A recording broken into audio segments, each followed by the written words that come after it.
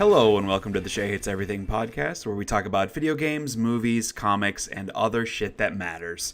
My name is Shea, and today I hate post-Christmas depression.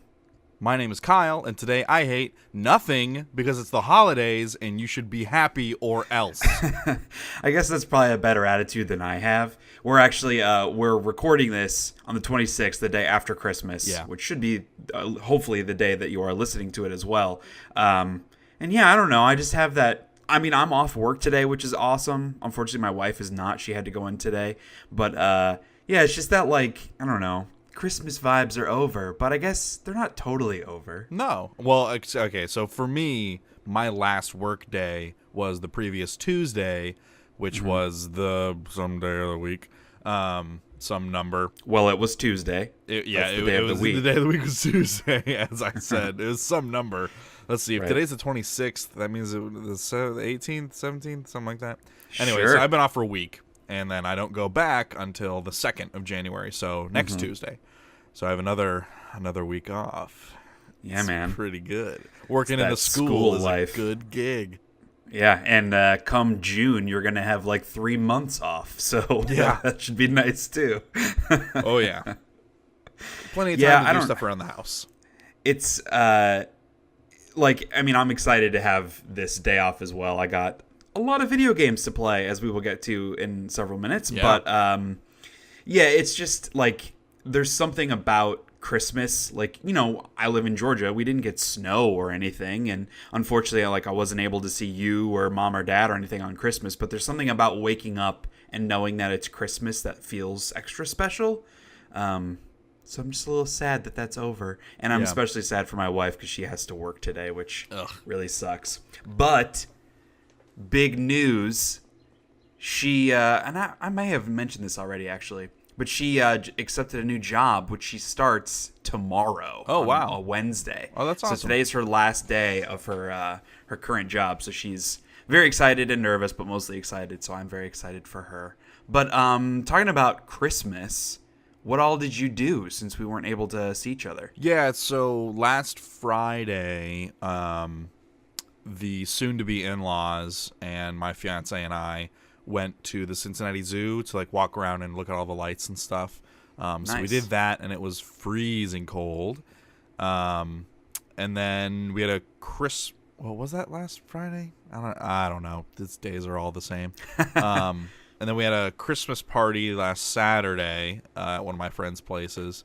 And then yesterday on Christmas, we did a Christmas breakfast with my in-laws and fiance at their place and did presents with them. And then she and I came home and played a ton of video games. A lot. Sounds okay. Yeah. We were similar. Like I said, we went over to my in-laws' Christmas Eve day and watched football most of the day. It was our fantasy football championship week, and in the championship was myself versus my brother-in-law. Oh boy. And going into this week, I lost several of my best players to injury, including my best player, who is the number one scoring player in fantasy football. I lost him for the championship. That's some bad luck. And I also lost his backup. So I didn't, at wide receiver, I didn't even have enough guys to start. So I had to go and pick up somebody random off the available list and start him. And going into yesterday's afternoon game, so brief version of this, but I'll give details for the people that know football. So going into the Steelers-Texans game, I was up by 19 points, and he had one guy left, who is Le'Veon Bell, the best running back in the NFL. And so 19 points is a lot of points, but not for Le'Veon Bell. So I was not confident whatsoever. Le'Veon Bell, because the Steelers got up really big in that game, they pulled most of their starters for part of the second half. So Le'Veon Bell got 19 points. Ouch. So we tied in the championship, and I had the tiebreaker as the best record and the most total points scored across the season. Okay. So You're talking to our fantasy football league champion. 2 out of 3 years. I won it our first year. Unfortunately, I ended up in 4th last year, but won it again this year. So Nice. I was riding high this morning. I woke up and made sure that there weren't any like big changes to the scoring or anything that happened that would screw me. But yeah, so it was a nice day after Christmas present that I got this morning. But yeah, so we just watched a bunch of football and went back over there yesterday, watched some Christmas movies. Kelly and I just have a tradition where we watch a different Christmas movie every Christmas morning. That's like our little shared tradition that we have. So Christmas Eve we watched Elf just for fun, which we were going to watch at when we were in town with you guys. Right. We were going to watch Elf and it just never happened. So we went ahead and watched it here. And Christmas morning, Kelly wanted to watch Jim Carrey's Grinch movie, so we watched that, and then of course watched some like Christmas Story and watched Charlie Brown Christmas. So a lot of Christmas movies and a lot of playing Mario Kart on the Switch. Awesome. Yeah. So so I guess that's kind of Christmas, and I don't know. It's a good holiday. It sucks not to be able to be around all of family, obviously, but it's still a nice holiday. Did you get any awesome presents? We already talked last episode because we did our Christmas a couple weeks ago on Thanksgiving, but did you get anything else notable? Not so far, because like I only did presents with Kara's family so far. I still have presents with Dad and Mom's parents this coming weekend. Kara's parents, they got me like a lot of stuff. They like an uncomfortable amount of things, just because they're really nice, like very giving people. I got a Gryffindor shirt, which I'm currently sporting. Supernatural sweatpants from the show. Some socks, a sweater, a dress shirt, all the clothes stuff. More candy. I got another meme-related party game. So I had What Do You Meme? And I just got the Awesome Game of Meme or something. It's like completely like the same premise. Sure. Also, they got me Star Wars issue 1 of the new run of Star Wars. The Loot Crate variant cover of that, which I only had Star Wars in. I have it in trade format, so it's neat to have the first issue. Yeah, that's cool.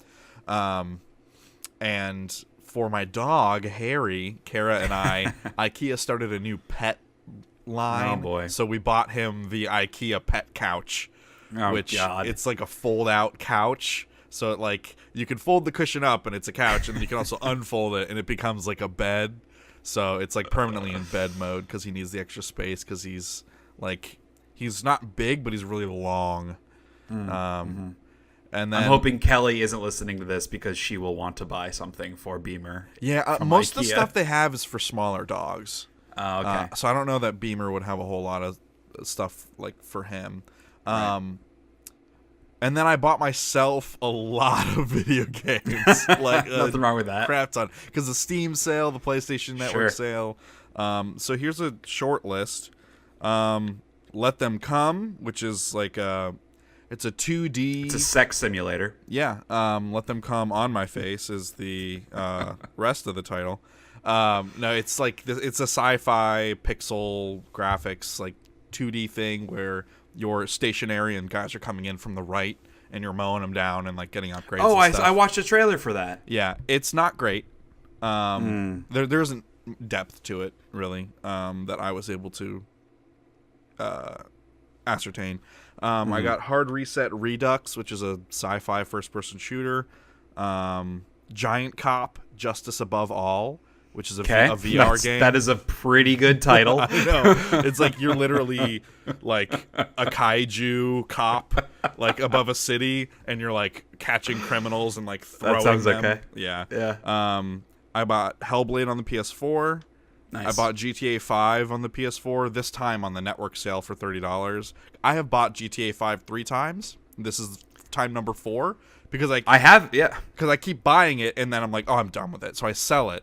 And then like my friends get back on like, yeah, we're going to go heist. I'm like, oh, fuck, I got to go buy it again. And that's why I've done that 3 times. And now I finally just bought it digitally. So I have it and I can no longer let myself get rid of it.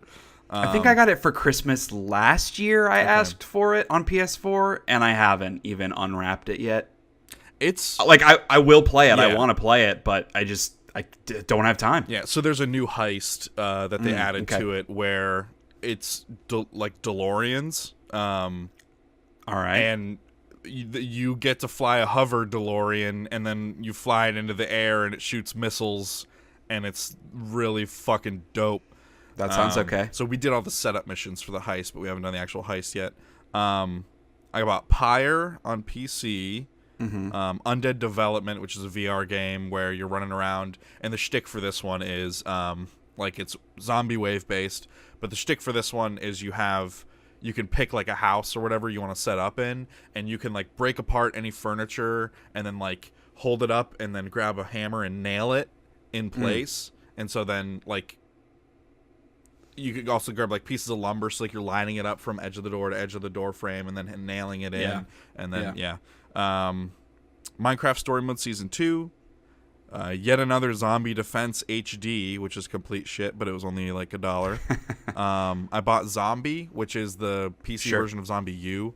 Yeah. I did play that. I played that on the Wii U. Oh, you should have gotten it for free on PlayStation Plus. Oh, I think I missed it. Okay. I mean, it was like 6 months ago, if not more, but okay. I have that, and I wouldn't have bought it, so I'm sure that's how I got it. I keep not checking in on the PS Plus games and stuff. I need to do that. Yeah. They put good stuff. Like they had I got MGS5 a couple months ago. Oh, really? Yeah. Oh, wow. I bought Get Even on PC. Sherlock Holmes Devil's Daughter, which is one Have of you those. played any of those I have other not. Sherlock Holmes? Okay. So this it's normally $50, and I got it for I think it was $15. And so, because like they're always so expensive, and I don't want to like jump in not knowing what it is. So this was only $15. So I was like, I'll give it a shot and see what it's like. I've heard very mixed, like not about people have different opinions about them, but that like from one game to the next, you can never tell what the quality will be. Some of them are great, some of them are terrible. Right. So I'm curious to see how you what do you think about those? Yeah, I don't know. I bought all 4 Serious Sam VR games along with Talos Principle VR. So every single one of those games is $40. So that's a $200 bundle. I got it for $49.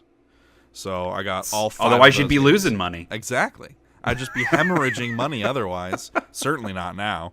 I bought Earthlock Festival of Magic on the PS4. It's like a kind of a pastel painted art style RPG, kind of a classic turn-based combat thing. Kara's playing it. She said it started off a little slow. And then I bought Just in Time Incorporated, which is another VR game that looks like a lot of fun. Because I wanted to buy it a while ago, but it only had Vive support, but they've added Rift support since then. Okay. So I went ahead and picked it up. So those are all the games I bought myself. That's quite a few. Yeah, in between the last podcast and this one. How much did you end up spending on the Steam sale, if you don't mind me asking? And I guess the PS4 sale. On Steam, $150. Okay, that's not as bad. When you said that $50 bundle, I figured, oh boy, if that was one $50 bundle. No. And then on PS4, probably like another 55, 60. Yeah, 55, because Hellblade was like $21, Earthlock was like $2 or $3, and then GTA 5 was $30. So, so is about PS4 $200. Is the PS4 sale still happening, or did it end on Christmas? Because I need to check it today if it's still going on. I forgot about it. PS4 holiday. Because despite me getting a ton of games for Christmas, there are still, especially downloadable games, there are a lot. Like, I would love to play Pyre, Senua's Sacrifice. Yeah, it's still going on. There are several others. Nice. I'll have to check that out. I might drop another $100. Yeah, they've got, like, Bioshock Collection for $30, which I know you already have. Let's see. For Honor's only $25. Need for Speed Payback's $30. Skyrim Special Edition's only $30. I already have that, and I've put, like, 600 more hours into it. Yeah. Call of Duty World War II is $45. It's 25% off. Yeah, I don't know. They have we got fun out of that. There are 600. It would have been more fun. It would have been more fun if it actually had a co-op campaign, which we thought it did. Right. But what are you gonna do? That was our own fault. There were 679 items on sale. Damn, for week that's a 2. lot. So I mean, most of it's probably like DLC bits, and bobs. skin That's packages and stuff. But yeah. Still a lot. I'll have to check that out. So, Could spend the next couple hours today scrolling through all that shit. Right. Well, cool. I mean, I got like we were saying, we had already done our Christmas, so like half of our Christmases were over. But did our Christmas with Dad. He actually came last weekend, which I guess I should say apologies for no episode last week. That's why we were just trying to get prepped for Dad to come, and we were going to record it the morning, or I guess the day that he was arriving, and just ran out of time. So sorry for the delay, but now you get a supersized Christmas wrap-up episode. So oh yeah. Also, you're welcome. This is going to be a long one. Our document for notes for the podcast is 8 pages. So yeah, it's normally like 2 pages, and it's even just our what you play and what you watch and what you're reading is an entire page. So yep. Lots of updates to give you guys on. So hopefully you're on the drive back from visiting family and have 4 hours to kill. But yeah, so Dad was here and we did our Christmas, and Kelly's family, we do Secret Santa every year. So we just pull random names and buy each other a gift. And so from that, I got Mario and Rabbids, which I'm really excited about. That was like not the Switch game I was least excited to get of the 4 necessarily, because like I'm still excited for it. But if there was one game that I wasn't going to buy for myself, it was gonna be that game, just because I have so many other things going on. So I'm extra thankful to have got it for Christmas, because now I have to play it immediately. So maybe it's bad too. But also got Mario Odyssey and Nier Automata. I don't know how the fuck you're supposed to say it. It's stupid Japanese. But I got both of those from Dad, and actually, because we have a tradition where we do clues on our gifts. Oh, yeah. And I would say Kyle and I, we're both pretty good at clues, I think. We're both fairly clever people. Mom is maybe not amazing at giving clues, because hers are always so random. And it's one of those where, like a good clue is you aren't able to figure it out.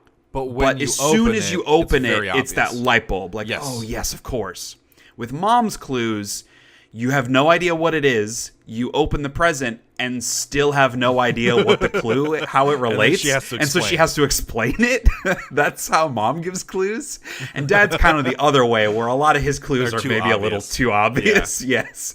So it's like the perfect scenario. See, but like with Mom, they're unnecessarily obfuscated, and Dad, they're unnecessarily obvious. And so you and I, the product of those two people, we give perfect clues. Perfect clues, absolutely.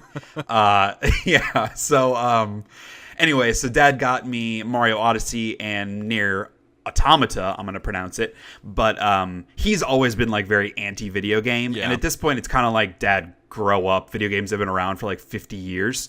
And so he was big in, when the Game Boy first came out, we bought him one, and he played a lot of Mario Golf because he loves golf in real life. Right. And we had a Sega Game Gear. We would play racing games. But just, he always looked at it as like a time waster for us. And that hasn't changed as I've gotten older, and like I have a job and a wife, and it's still, he's like, wasting your time playing video games. Whatever, Dad. But so his clue for this was an Eagles song that starts with W.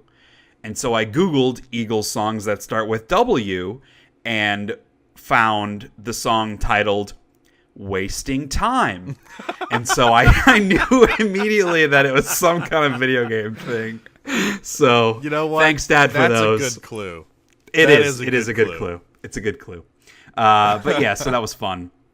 I got a Switch Joy-Con charging dock, which is another one where like I wouldn't have bought it for myself just because all those Switch peripherals are so fucking expensive. Right. But it is super convenient to have, because I don't know.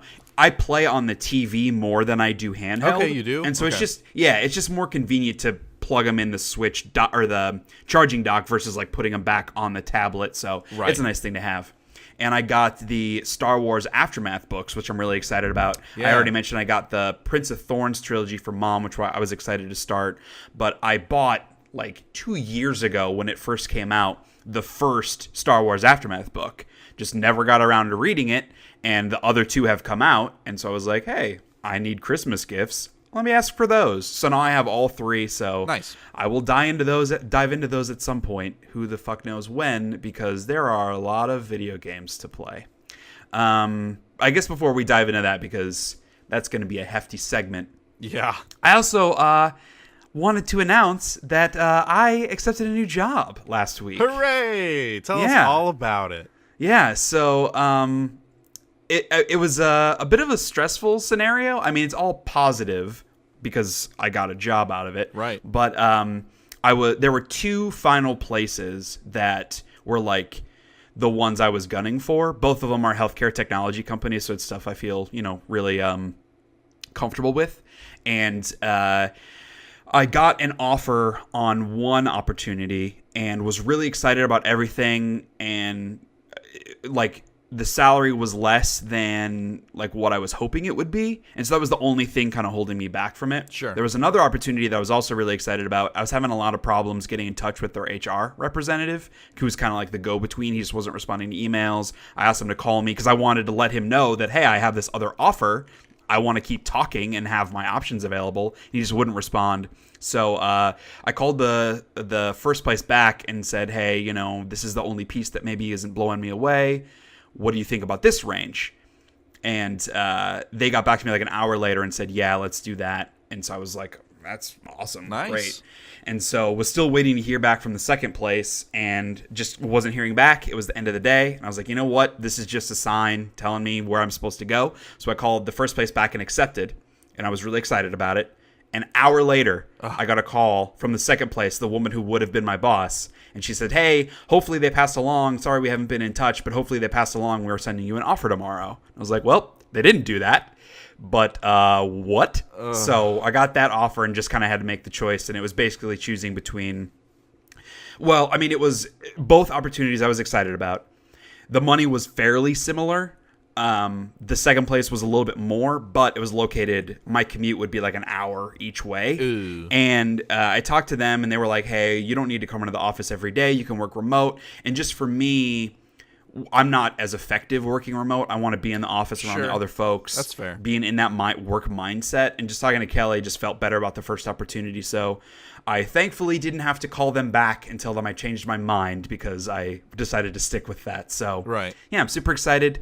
Both places were very generous and would allow me to start on January 15th so I can finish out my final day at my current job on the 12th, which is when our office is closing, and I get my severance package that way still. Nice. So very happy, very excited. And coming up aces. Kelly and I, yeah, man. Kelly and I, like, she's starting a new job tomorrow. I'm starting one in a couple of weeks. So that's fantastic, man. We're both pretty excited about it. Obviously, like, for hers, it's net positive. Mine, I would have rather not been looking for a job because I would have rather stayed where I was. But it it is what it is, and at least I'll be making more money in this other position. So, yeah. Oh, so you will be making more than the current job? Yeah. Nice. Yeah.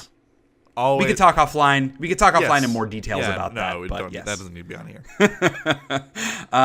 So I mean, all good Christmas shit, man. Yeah. It's a magical time of year where jobs are gifted out like candy canes. Yeah, and I grabbed one off the tree. I'm sure all of our listeners will not be jealous and or mad at you for having two possible job offers.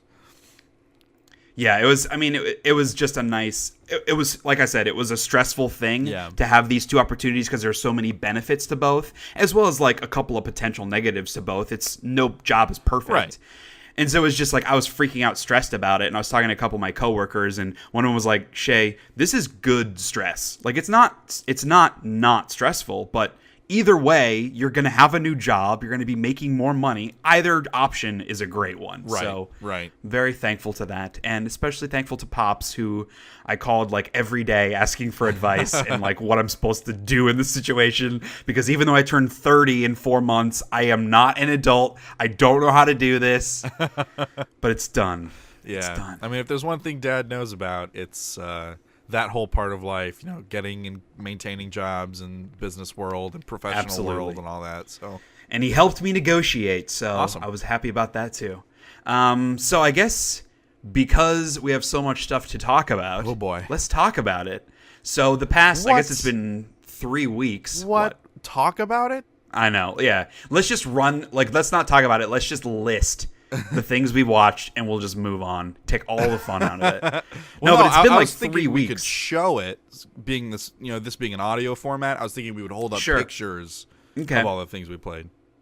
Or we could like describe the thing and not say the name, and then the listeners can write in with their answers. Turn this into like a quiz show podcast. But it's been 3 weeks since we've recorded, which is plenty of time, as well as like being off work, right, to play stuff and watch stuff. So how about you hit me first? What games have you been focusing on the past couple I'll weeks? draw first blood. So I started off playing Assassin's Creed Origins shortly after our last podcast.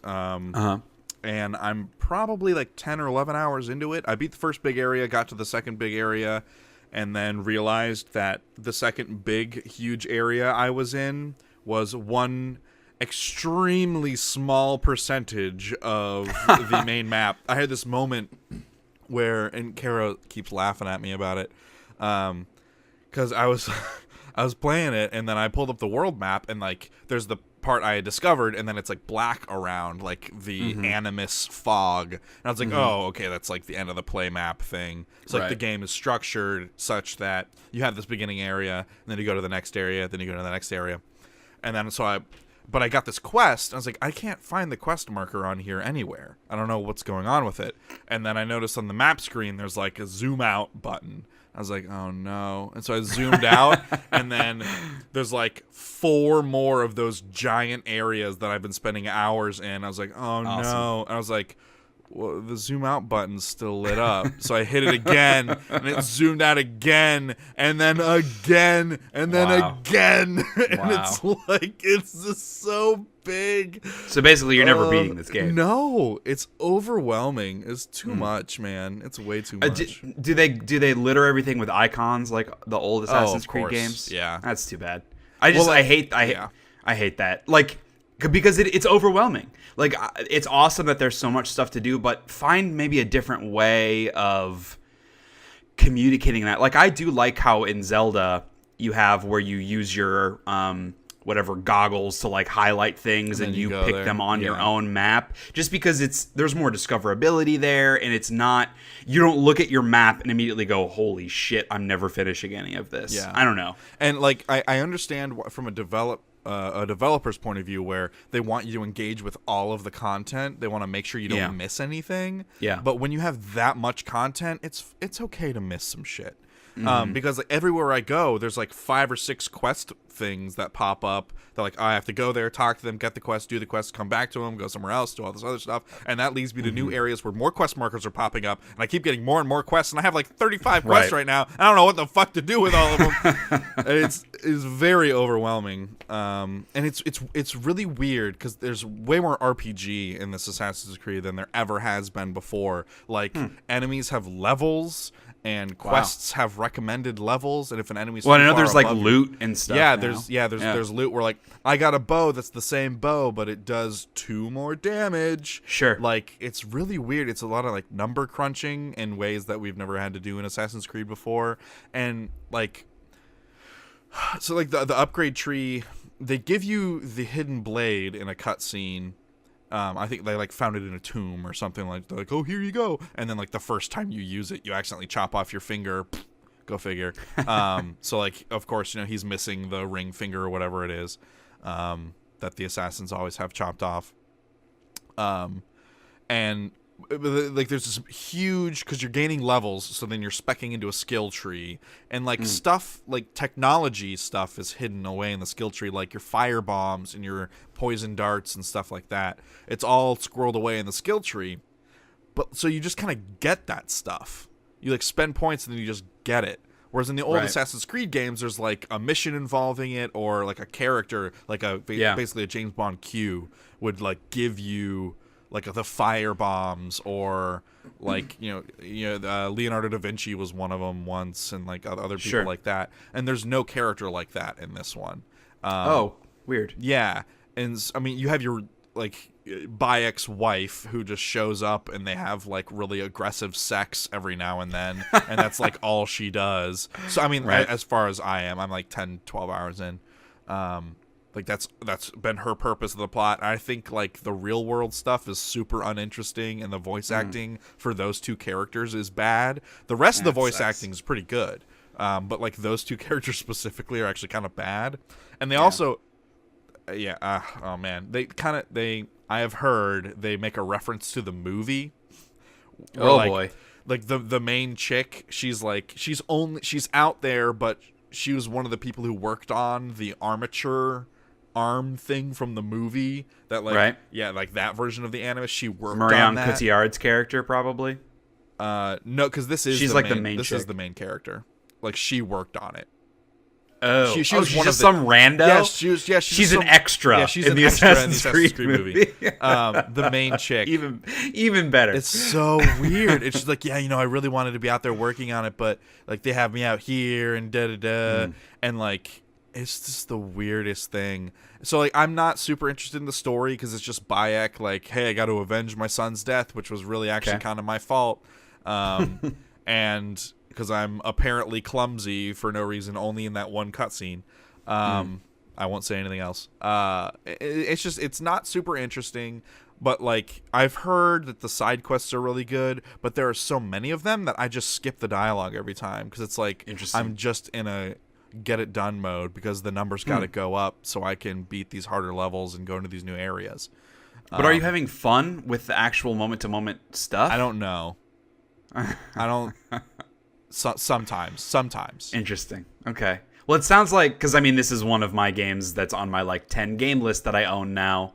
So it sounds like maybe that one belongs near the bottom of my priorities. Okay. I mean, you could play it and make up your own mind. I would say the combat is better than it's been in the past, but that's good. Well, the combat's been awful, but in the previous games. But like there's a little more depth to it, more options and stuff. Yeah. And like the way they've mapped the buttons and the skills and all that, it's a little better.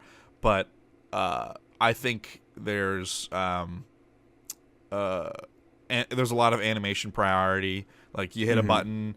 I always feel like the combat and even just running around in general, it's not quite snappy enough. So it's always a couple button presses behind me. It feels like, it's like I have to re-hit buttons that I've already hit to have it trigger stuff. So that's just a general complaint for me. Like because there's so much to do, I want to fucking like get it done, and it's just not happening fast enough. Yeah. And that's a little frustrating. But it has a lot of really neat options. Like the Predator bow is ridiculous. Like you hold down the fire button and then you guide the arrow through the air. What? It's really something else. That's probably my favorite skill because there's like a dude behind a pillar and I'll Predator arrow to the side and like wanted bullet it into the side I was just of his gonna face say, around the it's pillar. Assassin's Creed Wanted edition. It's pretty great. And like numbers are flying off enemies when you hit them. Like I'll headshot the dude with the Predator bow and like 900 damage flies off, and then it does like this gong sound, and he like falls off his horse or whatever. Like it's a really weird game. But I will say like there are natural history classes that are using the game because there's an explore mode where you just like fly around and like look at everything. Classes are using that because it's apparently the most accurate and fleshed out depiction of ancient Greece and like towards the end of the Egyptian culture that anyone's ever done. And so like classes. I'm sorry, are using it's in Greece? Yeah, there are a large part of it is like it's when like the Greeks were taking over parts of. I thought this took place in Egypt. It is, but I'm getting a lot of Greek stuff happening. Right, but the game is not set in Greece. No, it's in Egypt. Okay, that's what you had said of it being in Greece. Oh, and sorry. I was very confused. No, it's in Egypt. Like Cleopatra is a character. Yes, but the Greeks were ruling in Egypt. Correct. Or Greek like influence. Heavily influencing their culture. And there's a lot of like, oh, the Greeks are coming in or the Romans are coming in and they're like changing things and stuff. Okay. And so like there are like pantheons that have shot up like alongside these Egyptian temples, which is really like kind of a cool kind of blending of architecture between the two cultures. So like that part of it is really like I'm still finding interesting areas, and it's a gorgeous game. I'm playing on a regular PS4, not a Pro, but I am on a 4K TV. I don't know if that is really doing anything for me, but I don't know. It looks really good. It has run well so far. I haven't run into many like frame issues. Yeah, I mean, technically it's impressive. I feel like it somewhere along the line they lost what it means to be an Assassin's Creed game, but then also I'm kind of like, did I like Assassin's Creed?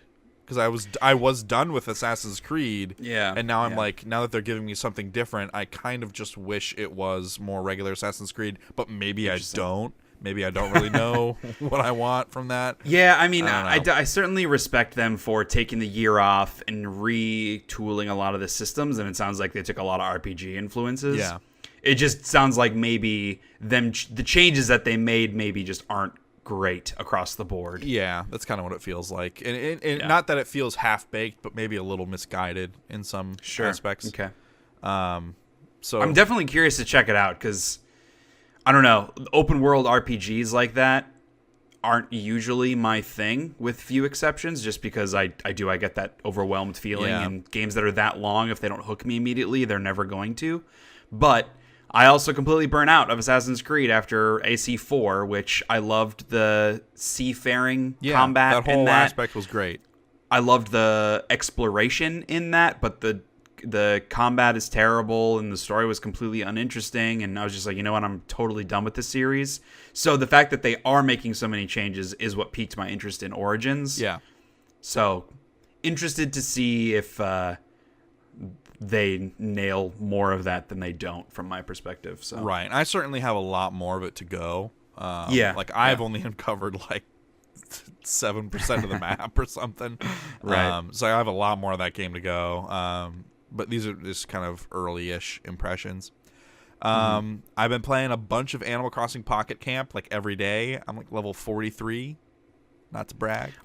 I thought you weren't getting that much out of that game. I'm not, but I'm still playing it.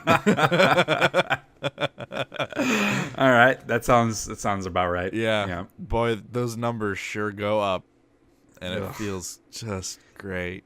Those like idle style games are the worst. This isn't idle. This is as active as you can get, but like not in a great way. But it's like a city building ish game where you're waiting for timers and stuff, isn't it?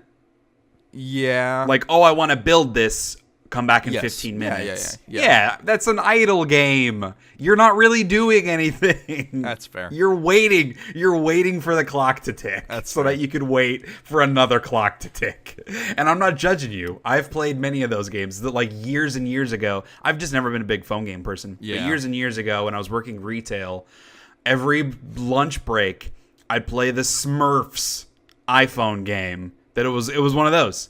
And not because it was fun, because it fucking wasn't, but it was something that killed time, because I sat there watching 60 seconds tick down so I could click a thing, and now it's 90 seconds I'm watching tick down.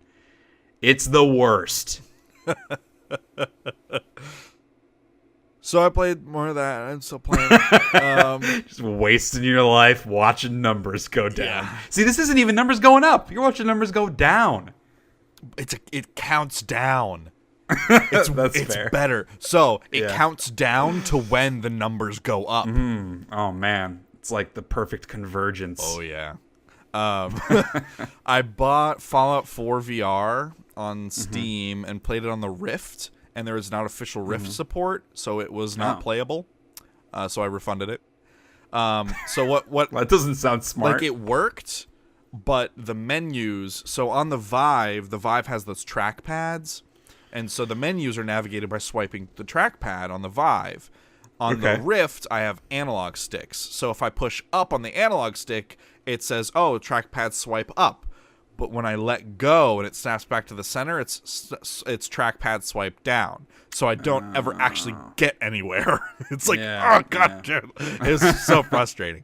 That sucks. And the Vive controllers are angled differently than the Rift controller, so the gun was like permanently angled slightly more down than it should have been. So I felt like my wrists were kind of back a bit to get the gun aimed straight. So I'm waiting. I'm gonna wait on. Are they adding Rift support to They that? have not announced it yet, but modders have gone in and already done stuff. I guess that makes it playable, but I don't want playable. I want a polished experience. There are other issues with it that I'm not super big on. But apparently, so at the beginning of Fallout 4, there's that master locked gun case with a cryolator in it. You have to come back later. Apparently, in VR, you can lean your head into the case and just grab it. I totally support that. That's great. And I don't think they're gonna fix it, because on one end, they could fix it, but on the other end, it's like, you know what? Just have fun in VR, man. That's break the fun game jank. anyways. Yeah, that's the fun jank. You start the game off, you lean your head through the case so good. and pick it up. That's pretty great. I went back and played I Expect You to Die, because they added a new mission. That's that early James Bond spy film-esque VR game. It's got a lot of personality, and it's meant to be played in a chair, you're sitting there and you're interacting with everything, and you're saving the day all the time. And so in this new one, you're on a train and you're interacting. It's a puzzle game, and so you're interacting with stuff, trying to figure out what to do, and you have objectives and all that stuff. And it was a really awesome new mission that they just added for free in an update. Oh, that's cool. So that was really, really good. I played Rick and Morty Virtual Reality, which was great. It's just like Job Simulator, but all Rick and Morty inside humor. And it was very funny, and it was a good time. I probably beat it in 3 hours. I picked up Never Stop Sneaking on the Switch. Right. Yeah, we talked about that a couple episodes ago. Yeah. Yeah. That's you don't hit any buttons. It's all with the stick, and everything is automatic. So you're just moving around the environment. And so if you get spotted by an enemy and you have a bullet in your inventory, it'll automatically shoot the enemy. Which sometimes I have a full clip of 7 or 8 shots, and I'll run into a room, and then it's just bang, bang, bang, bang, bang, bang, all the dudes at once, and it's so satisfying. That's pretty cool. The writing's really funny. It definitely knows what it's making fun of very well. Yeah, it delivers on the Metal Gear Solid totally satire. And all the weapon, all the cosmetic character and weapon combinations you can do, cosmetic only. There's a balloon animal one, and there's one that's just a banana, and it's literally you have a banana as a sword and then a banana as a gun. And so there's a lot of really funny things there. When you unsheath the banana, do you take it out of the rind, or or you just hold the regular banana? Well, it's just always out. You have your sword banana in one hand and then the gun banana in the other. All right. So it's always out anyways. There's no. That breaks my immersion a little bit. I mean, if you were really going to translate sword to banana, you would peel the banana and pull it out of the rind. Yeah, the peel should be hanging from your belt, and you should pull it out. And yeah. But hey, I'm sure it's an indie developer. They don't have the budget for that. I get it. Right. And it's. So it's getting a little old, but it's meant to. I think it's meant to be played in 20-minute increments, and now it's getting to the point where I've hit a new level of difficulty where everything happens faster. So the enemies move faster, the security cameras rotate faster, the turrets rotate faster, the level layout gets a little more convoluted, and so that's how they ramp up the difficulty. There are only a few different kinds of boss battles at the end of each thing, but even those now at the higher difficulty level, they're changing those up a little bit, which is nice. And I think I'm 10% done with the game, and I've played it for probably 4 or 5 hours. So it's it's got some length to it, but I'm wondering if that's going to be it the whole time. I'm not going to be able to play that for 50 hours. Well, does the percentage, does that include collectibles and stuff? Well, so what it is, you're playing the game and you're getting this currency, this ESP, and you can spend it on building out your base. And like there's like only one or two things you can buy at a time, and it's very linear as it climbs up the tree. And so that's the progression, I think, is how many things you've bought in the base. Okay. Because you're trying to build a time machine to stop the enemy from going back in time and killing all of the presidents so that he can become president. Okay. I think. So you need to build a time machine to stop him from using his time machine, I think. It's pretty good. That sounds pretty good. Yeah. That sounds all right. I will say I have fought Vice President Helicopter many times. He is a standard You just can't take him down for good. Yeah. Yeah. So Subsistence is a survival game that I have spent quite a bit of time on. Up until a few weeks ago, I'd only played it for about 20, 25 hours. I'd done one world, and it's just a survival game with a basic loot, crafting, resource gathering, but the twist on this one is there are hunters in the world that after a few days they'll spawn and they'll build their own base and then come assault your base, and like you can kill them for extra loot and like rare stuff. But like and the guy who's making the game has been improving on their systems over time, and so it's been a while since I played it. So I came back and there's all these new features, there's new weapons and items to craft and stuff. So I started playing that again, and then I got it from my buddy Cody, and we played that co-op, which was really awesome. Because co-op is like a semi-new addition to it as well. So it's primarily like a single player game. It's not like an open. It's not a shared world. Right. Like a Rust kind of a game. Right. It was primarily single player, and they opened it up to like 3 or 4 player co-op, I think. But the more people you have in the game, the harder the enemies are and stuff. Sure. And the more aggressive the hunters are. And he just added, so there are hunters that build bases, and there are also wandering hunters now that he added that have small campfires and they'll wander around. So you can kind of like, those are usually only like 1 or 2 at a time, but then like the bases, once they get bigger, they get more hunters, like up to 3 or 4. And so like fighting a group all at once is really hard. Yeah. So like that's been a lot of fun. I've been building this giant base without him because he only came and played once, but I've just been working on the world. So I was at like 23, 24 hours played a few weeks ago, and then I started playing it again, and now I'm at like 53 hours. So I've played like another 30 hours somewhere in the last couple weeks. Jeez. You need to get some additional responsibilities in your life. I feel like it's like, oh, a week went by. I played video games for 40 hours last week. Yeah. I don't know how you do that. Because I bust my ass the other part of the time so I can have those 40 hours. That doesn't make sense. Yes, it does. Also, I haven't gone back and played Resident Evil 7 since I beat it when it came out. But they've added all this DLC since then, right? Like the Chris Redfield DLC and then the Zoe DLC. So I went back and played those, and those were a lot of fun. Like the Chris Redfield was like a good, like shooter campaign bit where you're going after Lucas, because like Lucas is still alive at the end of 7. Spoiler alert. I don't know who that is. Yeah. Like they don't really wrap his thing up very satisfactorily in the main campaign. Okay. And so I was always kind of like, did something happen with Lucas? Did I miss out on something? Did I not go to this certain place to see a cutscene or what happened? But it's because they're wrapping his thing up with this Chris Redfield DLC. So like you go in there. Is he the bad guy? He was a bad guy, yes. Okay. Okay. He was one of the family members that were all fucked up. So he, like you're Chris Redfield, and like you have access to all this tech and these like big guns and stuff that you didn't in the main campaign. So like that's fun to go through and kill those enemies. And then the Zoe DLC, you play as like her uncle comes, and like he comes in after the events of everything, so he just sees everything all fucked up. He's like, now what in Sam Hill's going on? Like, I'll go fight some gators. Like he's like very southern drawl hillbilly kind of guy, where like this newfangled technology, this crap, I live in a hut by the river.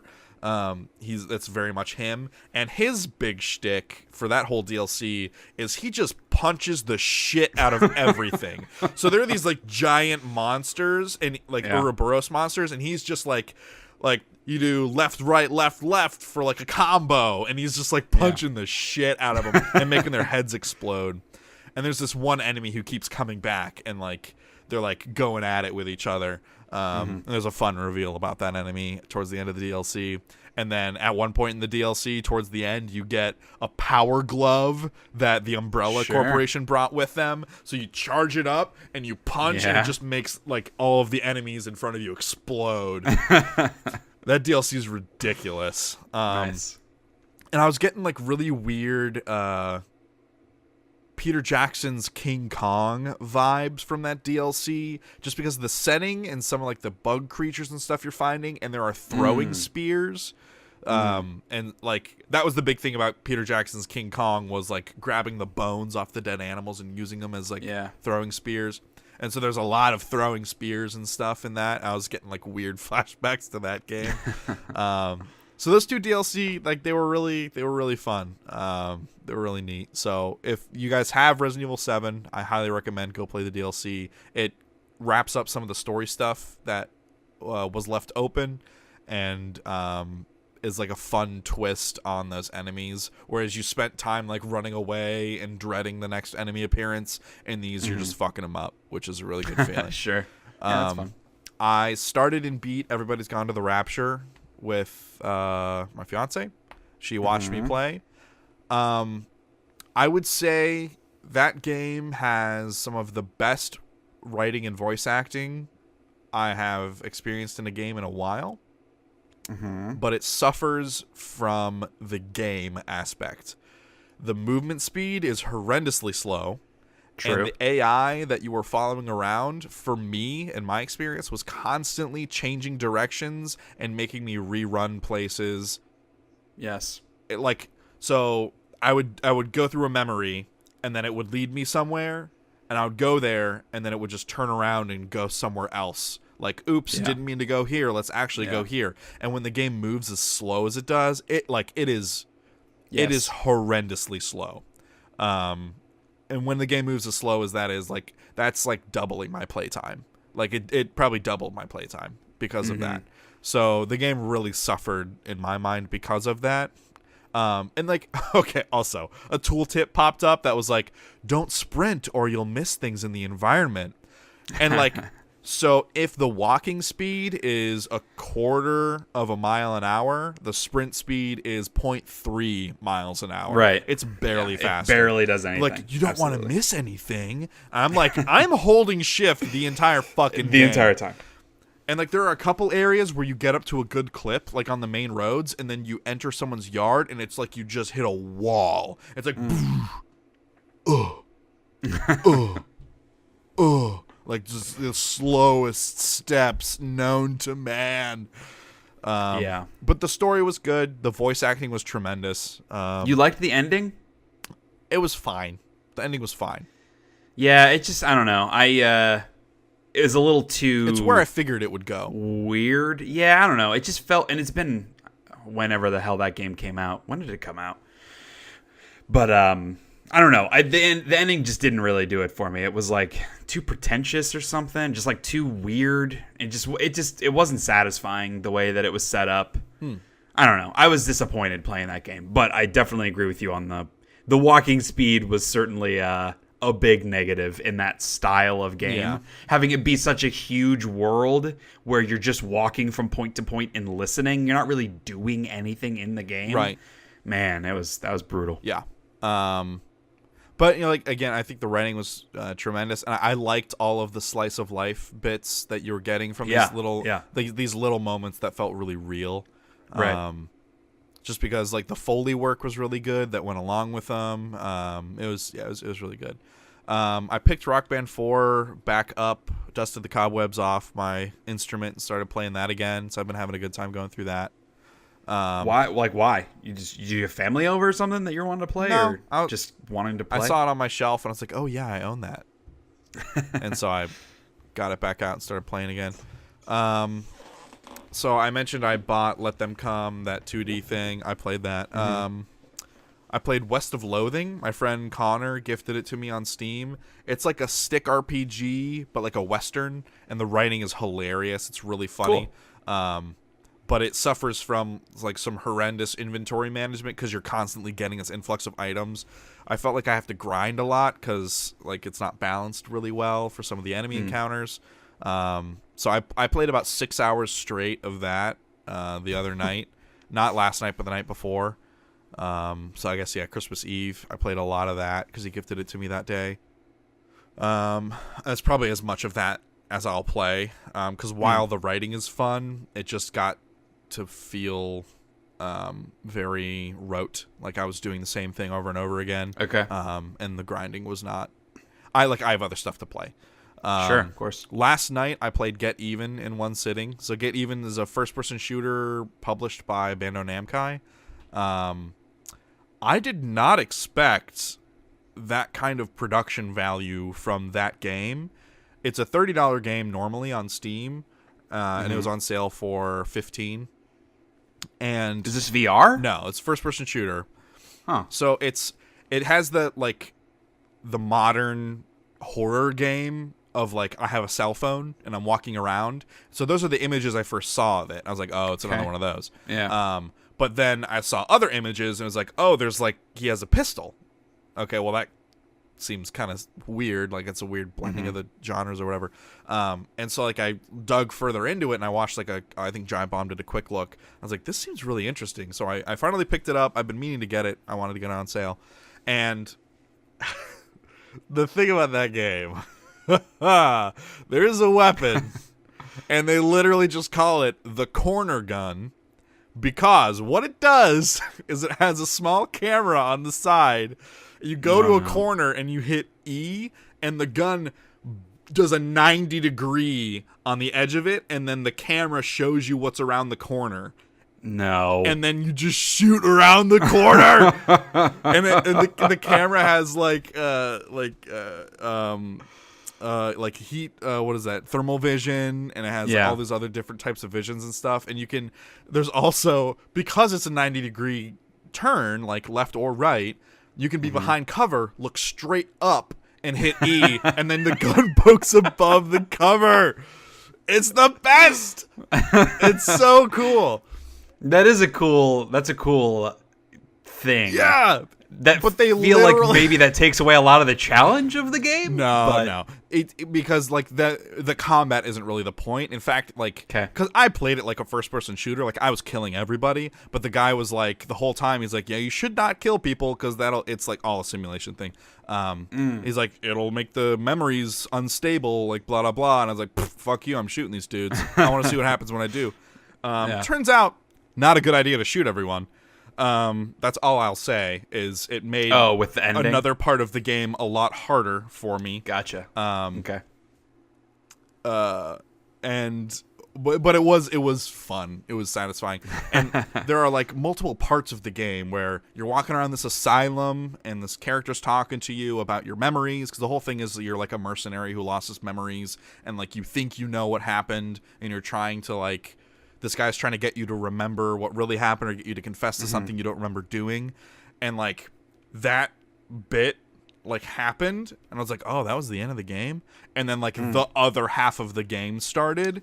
Nice. And I was like, whoa, holy crap. Because I was, like, 4 hours in at that point. And I was like, okay, yeah, like a nice wrap-up time. And then, like, I had another, like, 2.5 hours of the game left, which was pretty neat. So it's about 6 hours. 6.5 hours. Is this PC only? I think so. I think it's only on PC. Oh, okay. That sounds pretty interesting. It was really interesting. And, like, you're walking around with the phone. You have different apps on it, like the thermal vision. You have, like, a scanning thing where you go around the environment and you scan stuff. And it gives you, like, info on it through this, like, voice thing.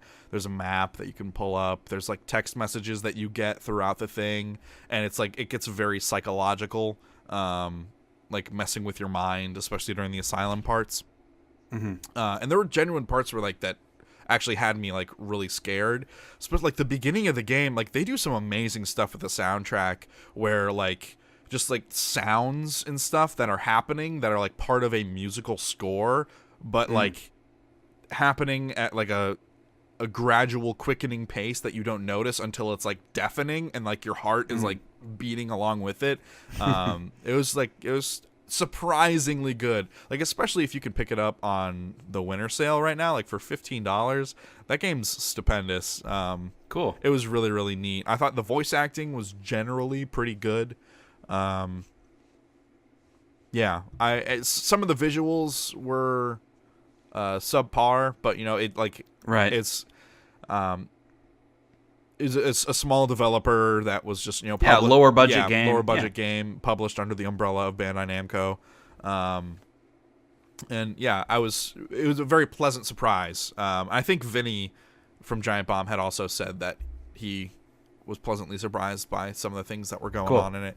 But yeah, the corner, it's literally just called the corner gun. Oh, so good. That's fantastic. So play that. That's what I have played. Yeah. Well, I thought that I had a lot of video games, and then I just listened to you talk for like 30 minutes about all the video games that you've been playing. Yeah, so well, because I've been trying to get some of the stuff done. Yeah. I mean, and I feel like I've been playing a lot, but I guess I've been putting more hours into fewer amounts of games. So I beat South Park, which like I'm glad that I did, especially right around Christmas when I have all these other games coming out. Right. I still really loved it. It's definitely going to make my top 10. The ending, I don't know. It felt like maybe it went on a little, like it maybe overstayed its welcome just a little bit. Just because like the humor at a certain point, I'm like, all right, like I get it. I get you, South Park. But that's partially why those 22-minute episodes of the show are so good, because it's condensed and in a much longer game. It's a little bit different. I think I ended up taking me maybe 22, 23 hours to beat total, which is fairly short for being a Japanese RPG style game. Yeah. But Stick of Truth was much the same. It was on the shorter end, which I think is better. It fits that style of game. Services it better. I definitely still wish the side missions were a little more involved, and rather than just like most of the fetch quests of what they are essentially.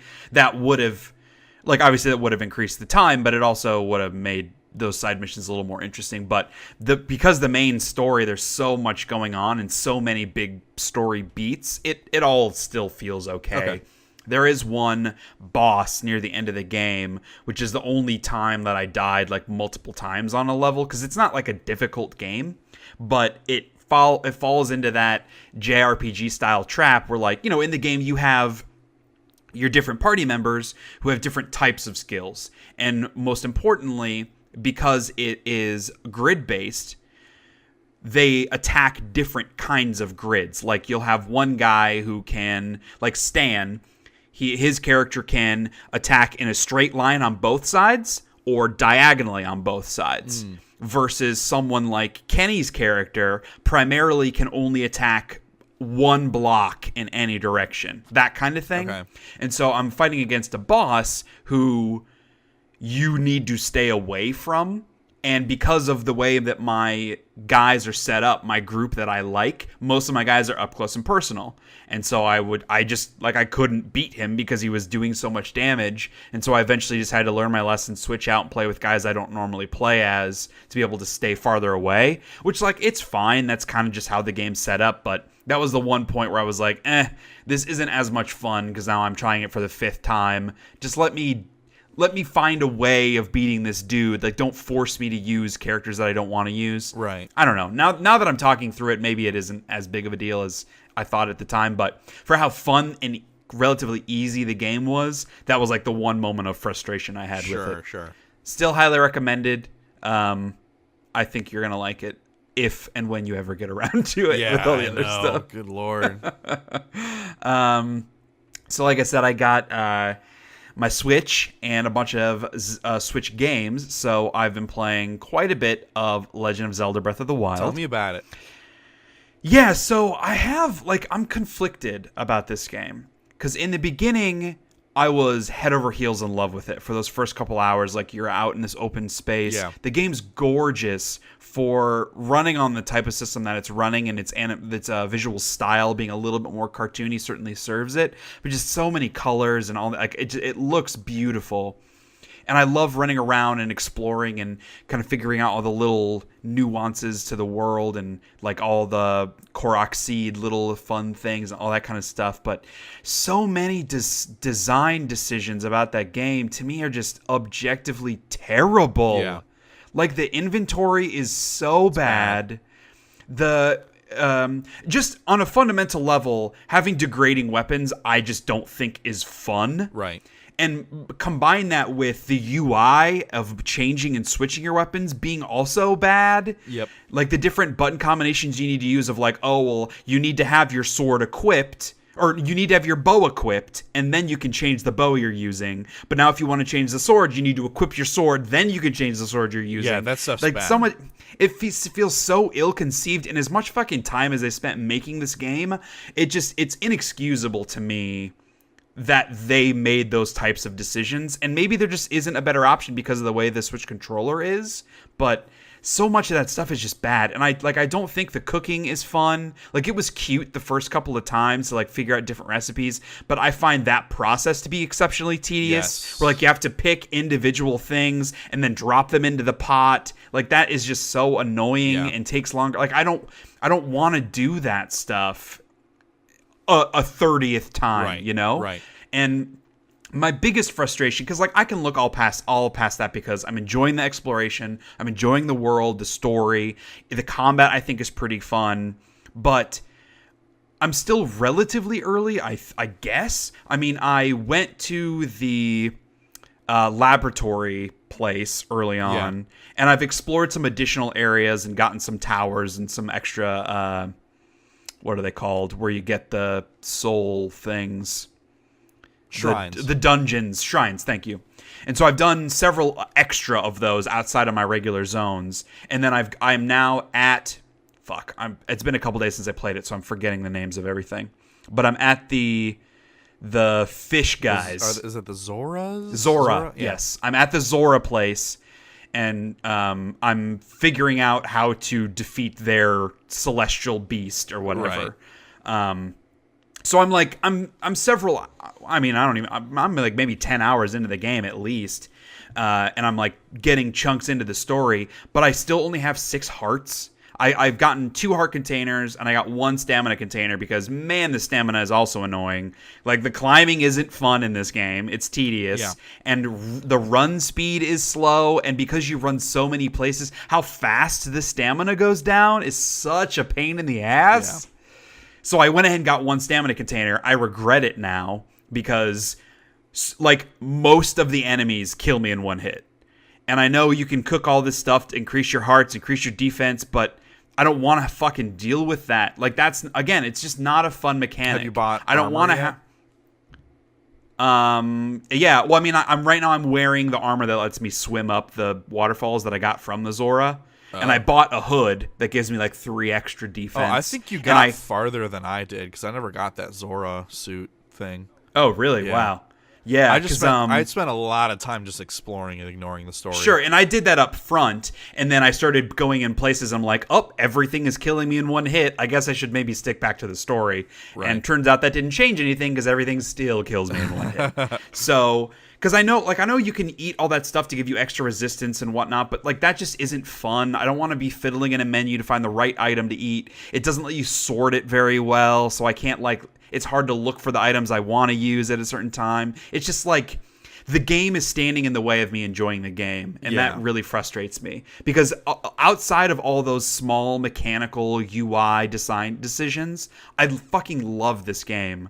But like it's ruining my experience. And because I have so many other games, and especially Switch games, there's other stuff that I want to play so much more than I want to play Zelda, and that just bums me out, especially when I'm seeing it win Game of the Year from basically everywhere. And I just look at it and I'm like I get that the quality aspects of a game can override the negative aspects, but to me there are so many negative aspects of this game that are inexcusable. I just don't see how this game could win Game of the Year. Like, and it's 100% subjective. I'm not blaming anyone for having a particular opinion. But for me, I look at it and I'm like, I just fundamentally disagree with giving this game Game of the Year because of the issues with it. Yeah. I'd feel the same way with a game that has a shit ton of bugs. Like, yes, is the game fun despite the bugs? Absolutely. But if your experience is marred by these constant bugs, how can you say that it's the best game? I don't know. That's just my approach to it. Like I said, I agree. Can't blame anyone for disagreeing, but that's kind of where I am on Zelda. I'm obviously going to keep chipping away, but it is taking a little bit of a backseat to some other stuff, like Super Mario Odyssey, which is fucking incredible. That game is amazing. I beat like the first 3 or 4 worlds, and I've only played it. I think I played it in 2 sittings, and I'm like 10 hours in already. Because man, that game just fucking hooks you. Yeah, I don't even know what to say about Mario because it's just awesome. It's Super Mario Galaxy on the Switch. Like the way that they add the Cappy mechanics is brilliant. I mean, the camera can still be a problem, which it has been in every 3D Mario game. Yeah. But I mean, I just love the world and exploring, and just the aesthetic is so adorable and fun. There's so many awesome things to discover in that game, and getting the moons, and I don't know, there's so much shit in that game, so much hidden stuff that makes it really fun to explore and find. Right. So that's my like number one game that I want to be playing right now. I'm just having an absolute blast with it. Nice. I have put some time into Nier Automata. I made a decision based on what everyone said about this game, in that the story is the draw. Yeah. The crazy shit that happens is the draw, and like the wacky endings that you need to get, like those things are what the game is about. I played the demo. The combat didn't really grab me. I liked the changing perspective, how like it's top down and then it's traditional third person, then it's side scrolling. Like I really like all of that. But the actual combat, I just never got anything out of. So I made the decision. I put it on easy. And I'm just going to go through the game, destroy everything easily in the combat, but then I can at least see the batshit stuff in the game. Right. I feel good about that decision, but it is like making the game a little bit less, not fun necessarily, but like I'm less engaged inherently because it's not hard. And on easy mode, like I have these... I don't know what they're called in game, but they're like, because everything's very like systemic, very mechanical robot kind of stuff. Right. And so I have these pods. I think they're called pods. Yeah. And so I can turn it where like I auto fire. And so whenever I get within a certain range, my little drone robot shoots. And so I'm not having to hold down that trigger at the same time as I'm attacking. Right. And like that's like a nice little convenience thing that helps me do more damage, get through the combat a little faster. It's already super easy. So that I'm just not finding all that engaging. But the story is fucking bonkers. Yeah. I'm not super far into it yet. I'm feeling very overwhelmed, I guess. Like I just have no idea what is going on in the game. Right. But I've started to get to the point, because it deals very closely, obviously, with like androids and are robots people? Do they have feelings? All that is like very obvious themes of the game. And I'm deep enough now where like that's starting to come to a head. And that is all really interesting. And there are several like funny moments with the robot enemies that you fight. Because there's one moment where the robots that I'm fighting right now, they think they're people. And so they're talking to me like they're people, like asking me not to hurt them. Like, oh, don't hurt me. Yeah. And so I come across one where they think they're like families. And so there are some robots that are like pushing a crib back and forth because they think there's a baby in there. And then you look next to them and there are 2 robots that think they're having sex. And so one of the robots is just like banging into another robot metal crotch. So I talked to you about the robot gangbang on a previous episode. That's that area, isn't it? Yeah. So it's very Japanese. It's an incredibly Japanese game. Yes. I wouldn't say that like I'm loving it so far. I'm more just kind of like I find it more odd than I do fun. More curious. But there's enough to it that I'm gonna keep playing it, and I don't know. We'll see. It is one of those where I'm a little borderline on it. I'll put another couple more hours into it, and then if nothing really happens in the story that like totally blows me away, I might put it on a shelf and maybe come back to it. If not, I'll look up some endings on YouTube and see if I get anything out of that. Have you been to the amusement park yet? No, I'm still pretty early on. I think that's the next area you go to is the amusement park, because I have done through the amusement park and into the tree area, and that's where I stopped. Okay. Just because I haven't gone back to it yet. I still intend to at some point. I did like all the I did the desert area. Yeah. That's what I just finished. Okay. I'll be interested to see what you have to say about that amusement park area, because it's really something. I will say another thing against it. It looks like a PS2 game. Yeah, the visuals are... Like it is hideous. The director of the game came out and said, yeah, the graphics are not the point. But like, come on, dude. Some of it's I bad. loaded into one of the maps, and it did like a 360 turn around my character as she kind of lands, and it's a bunch of buildings, and the building behind me, they clearly took a square and pasted it 80 times to make the building, because it's the same exact square of like, there's a crack here, there's a moss thing here, here's where the window is. It's just the same. Like 80 of them. And I was like, are you serious? Like, really? This is... It looks atrocious. It is one of the worst looking PlayStation 4 games I've ever seen. Also, it runs like garbage. Like, frames break all the time. I haven't had that yet. Yeah.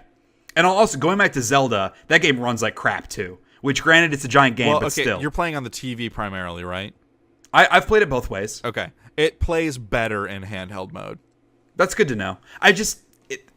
It looks great, and Mario looks great too, and I played Mario Kart on the tablet as well. They all look phenomenal for being so small and because it's condensed like that. I just don't want to look at a smaller screen when I have a 55-inch screen mere feet behind that. Yeah, so that's just kind of my philosophy. But yeah, man, Nier. It's an ugly game, but it's weird. It has that going for it. It's on the back of the box. Yeah, I guess that's kind of all the games I've been playing. I still have so much other shit that I need to get to. I'm wanting to finish Mario Odyssey. That's my like number one I want to finish, and as well as Nier, so that I can listen to the Giant Bomb Game of the Year podcast, because I know they'll have Nier spoilers. Yeah. And then I'll pick up Mario and Rabbids, and I got to decide if I want to play Prey or Assassin's Creed Origins first. I need to make that choice. I'm not sure which way I'm going to go, but yeah. Unfortunately, I do think that Zelda is going to take a bit of a back burner. I've gotten enough out of it to know how I feel, which is I love a lot about it, but I hate a lot about it too. And so I'm like, I don't feel obligated to be playing it for 10 hours every week. I would rather play some other stuff. And then, I mean, that game's incredibly long. It's not like I'm going to be done with it. Right. But it'll be forever I can come back and play it in like May and not feel like I really missed anything at this point. Sure.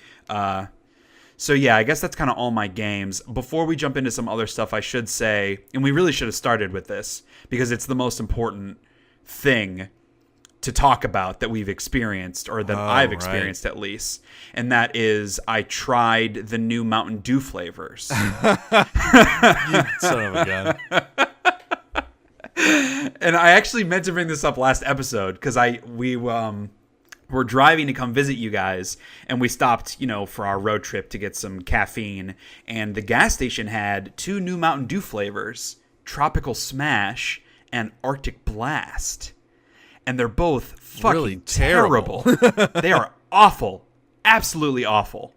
I don't even know how to describe them. The Tropical Smash one is just like, it's like tropical flavors, and it just feels like garbage. It's like they took a bunch of those fruit flavors and it's like a brown fruit flavor, if that makes sense. Like if you mix a bunch of colors together, it makes everything brown. Yeah. That's what this feels like. It's like brown fruit. It's bad. And the Arctic Blast tastes like cough syrup, like blue cough medicine, and it's awful. On the other hand, Mountain Dew also released their Holiday Brew, which is a great name for a soda flavor. Yeah. And it's essentially just Mountain Dew Code Red and regular Mountain Dew mixed together. And so it's not amazing. Like, it's certainly not bad. It's perfectly fine. I don't love it. It feels like slightly watered down Code Red. Yeah, I imagine that's what it would feel like. Like, I would rather have a regular Mountain Dew or a Code Red, but simply because it's new and it's holiday themed and it's got red and green all over the can, it's fun to drink as you take a sip of your Mountain Dew pure cane sugar. Throwback. Yeah. So obviously that's the most important news. It was a huge miss on my part to not bring that up last episode, so I apologize sincerely. But in all seriousness, the big thing that we need to talk about is Star Wars. Oh, so man. we both have seen Star Wars. Yes. We're not going to talk about spoilers. We might do like a spoiler podcast at some point, whatever, or at least talk a little bit in more detail in like a month once we can guarantee everybody who's going to see it has seen it. But general impressions, how did you feel about Star Wars: The Last Jedi? I have issues with it, but I think it is a really fun movie to watch.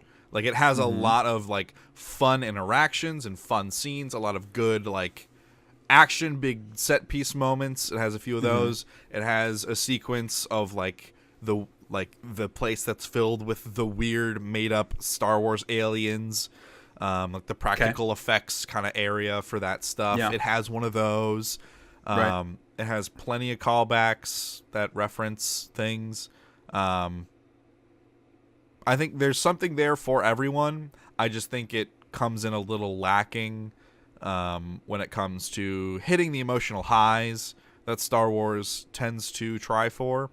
I don't think it hits those because of some choices to implement some weird pop culture like humor.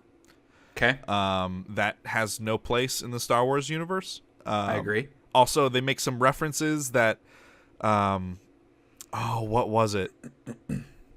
One of the characters says something that it's a phrase we use all the time, but it's from like one of our like a rap musician coined it, and so the conceit is that this rap musician now has to exist in the Star Wars universe if they said this thing. Wait, so it's not a spoiler to say what the actual thing was, because I don't know what you're talking about. I can't remember what it is. Interesting. We'll have to figure that out, because I don't know what you're referencing, but now I'm very curious. Yeah, I remember the conversation happening on a podcast I was listening to about how because they say this one thing, like it means that rapper exists. That rapper has to exist. which is great. That's absurd. Which is That's great. absurd. So, yeah, like it's just some really weird like Peter Pan, Leia. Right. That's maybe That's a good description. I think that's the dumbest thing I've ever seen in a Star Wars movie, Jar Jar Binks included. I was just gonna say, in a universe where Jar Jar Binks was a central character for one of these movies, I would have to agree that at least contends. That moment contends with Jar Jar in terms of dumbest Star Wars thing. Yeah. Yeah. I think a lot of people are mad about the Porgs. I don't mind the Porgs. Porgs are fine. Yeah, they weren't offensive. They were just unnecessary. I will say that at the Christmas party this past weekend, we had teams, and my team was Porgalicious. Okay. Definition: make Chewie go loco. All right. that was our flag, and I drew a porg holding a lollipop. So it's pretty good. Yeah. I think that was Kara's idea. So I'm trying to remember back, because we talked about Force Awakens. You liked The Force Awakens more than I did, if I'm remembering correctly. Yeah. So where does The Last Jedi sit compared to Force Awakens for you? So I haven't seen Force Awakens since it came out. Okay. I would have to watch it again, but I believe... I think I like them for different things. I think I like Force Awakens because it feels familiar and it feels comfortable, and I think I like this one because it throws a lot of things out of the window in kind of a bold but maybe dismissive way.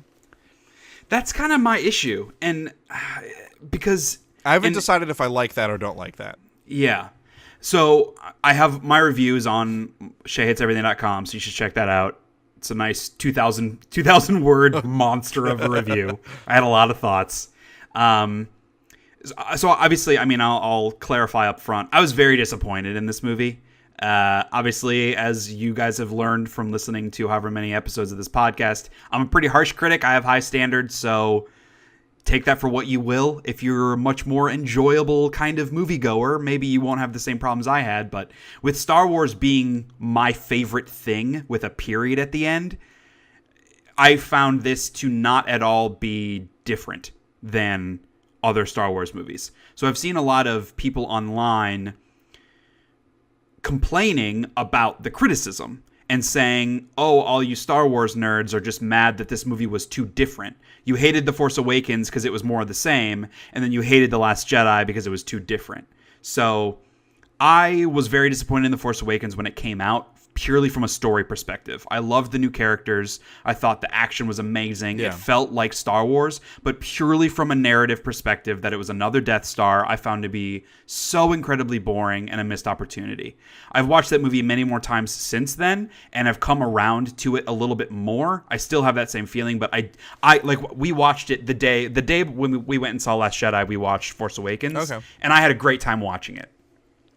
I feel similarly about The Last Jedi. I don't see how it is such a big departure from Star Wars. Like, the story isn't a Death Star, sure, but that's like the biggest difference in this movie. And I won't go into the details.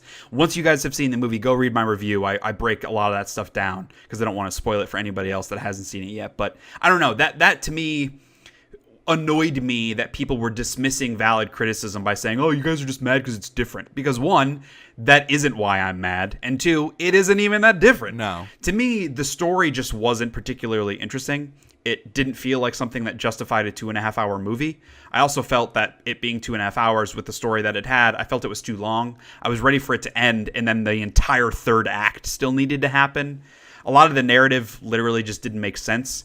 The entire B plot only existed because a particular character decided not to share information, right? Which like is one of the worst film writing tropes of all time. Right. Like, this thing happens only because this character didn't tell people what was supposed to happen, and the reason they didn't tell people doesn't exist. They just didn't tell people, and that's so, I hate that stuff so much. Yeah, that was not great.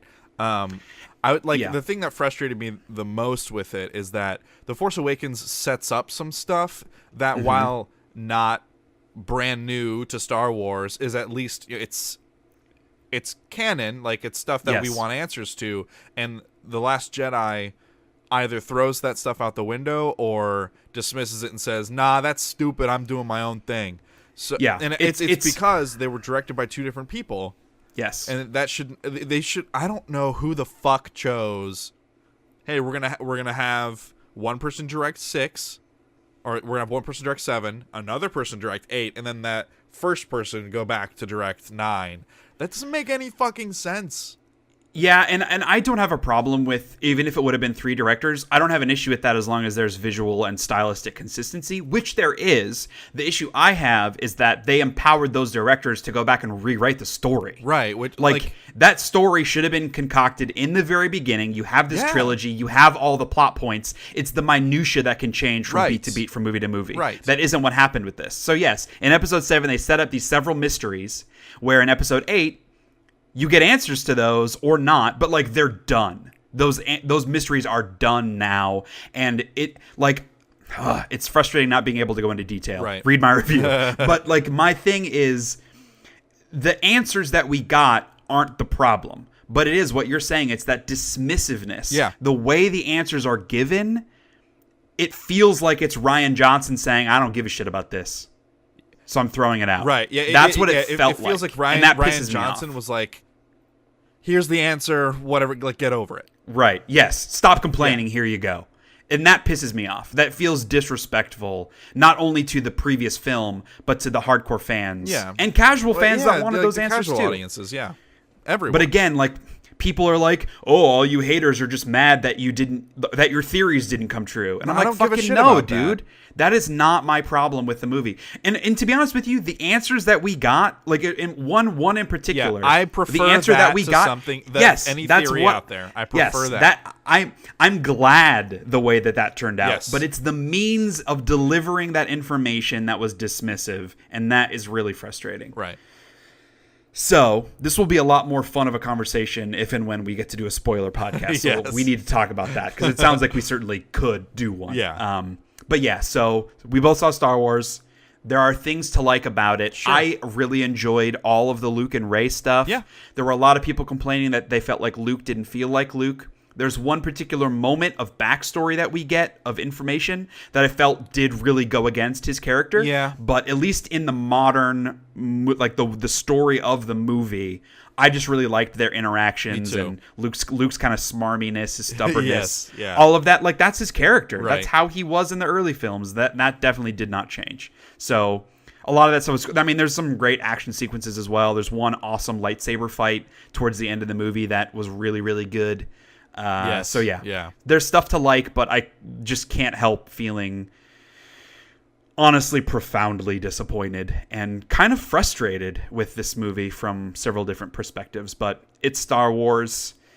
Because it's the thing I love, obviously I'm gonna hold it to a higher standard than other things, so it is what it is. Yeah, and as frustrating as these things can be, like with Force Awakens and now The Last Jedi, I'm sure Episode 9 will be a really strong entry. Like, this is going to be a really fun trilogy to watch. Like, yeah, maybe. Maybe. I think it'll be a good time to watch. Time heals all wounds, yes, as they say. So I hope you are right. Some people I will say that after The Force Awakens, after Rogue One, and now after The Last Jedi, my excitement for Episode 9 is the lowest that it could possibly be. Not that I think it's going to be a terrible movie, but Disney has now had 3 opportunities to make a Star Wars film, and I found all of them to have giant glaring flaws that ruined a lot of the story for me. Which, to be fair, Lucasfilm had 6 chances to make great Star Wars movies and only hit on half of them. Hey, that's still a better percentage. 50% is better than 0.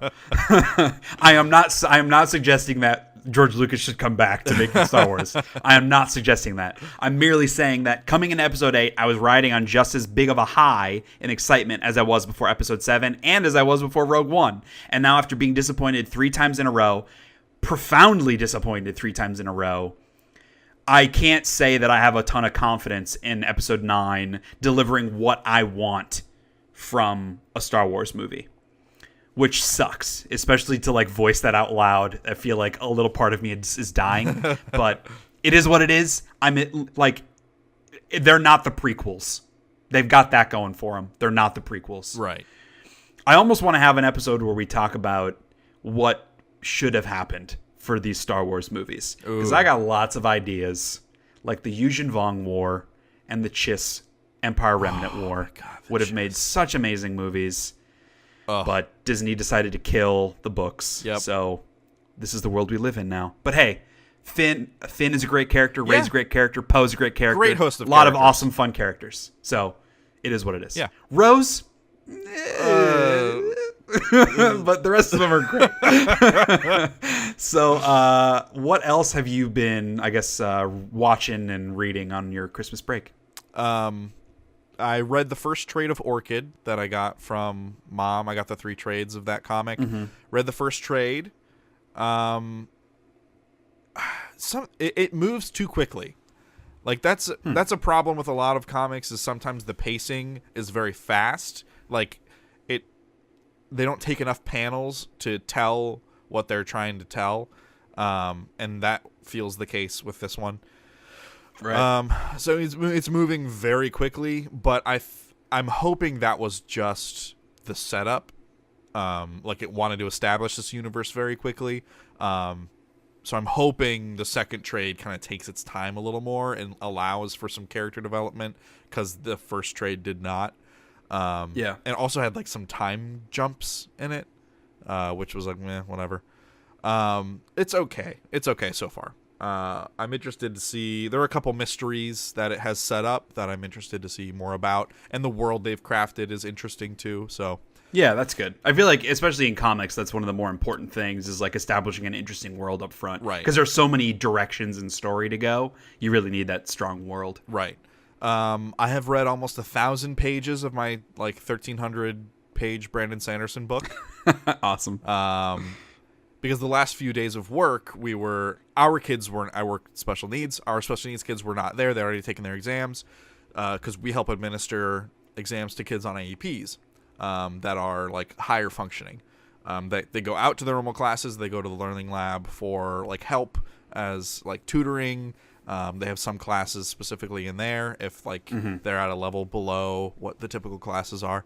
So we help administer their exams because a lot of them, their IEPs dictate that someone reads the exam to them and helps phrase questions and do inflection on questions that helps keep them on track, and B, helps them understand what the question's actually asking so they can answer it properly.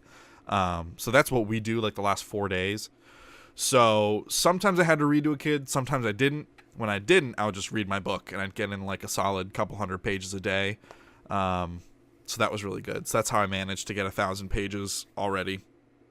That's what I've read because I've been playing a lot of games. In terms of what I've been watching, I've finished season 3 of Blacklist. I just started season 4 last night. Watched the first episode. Cool.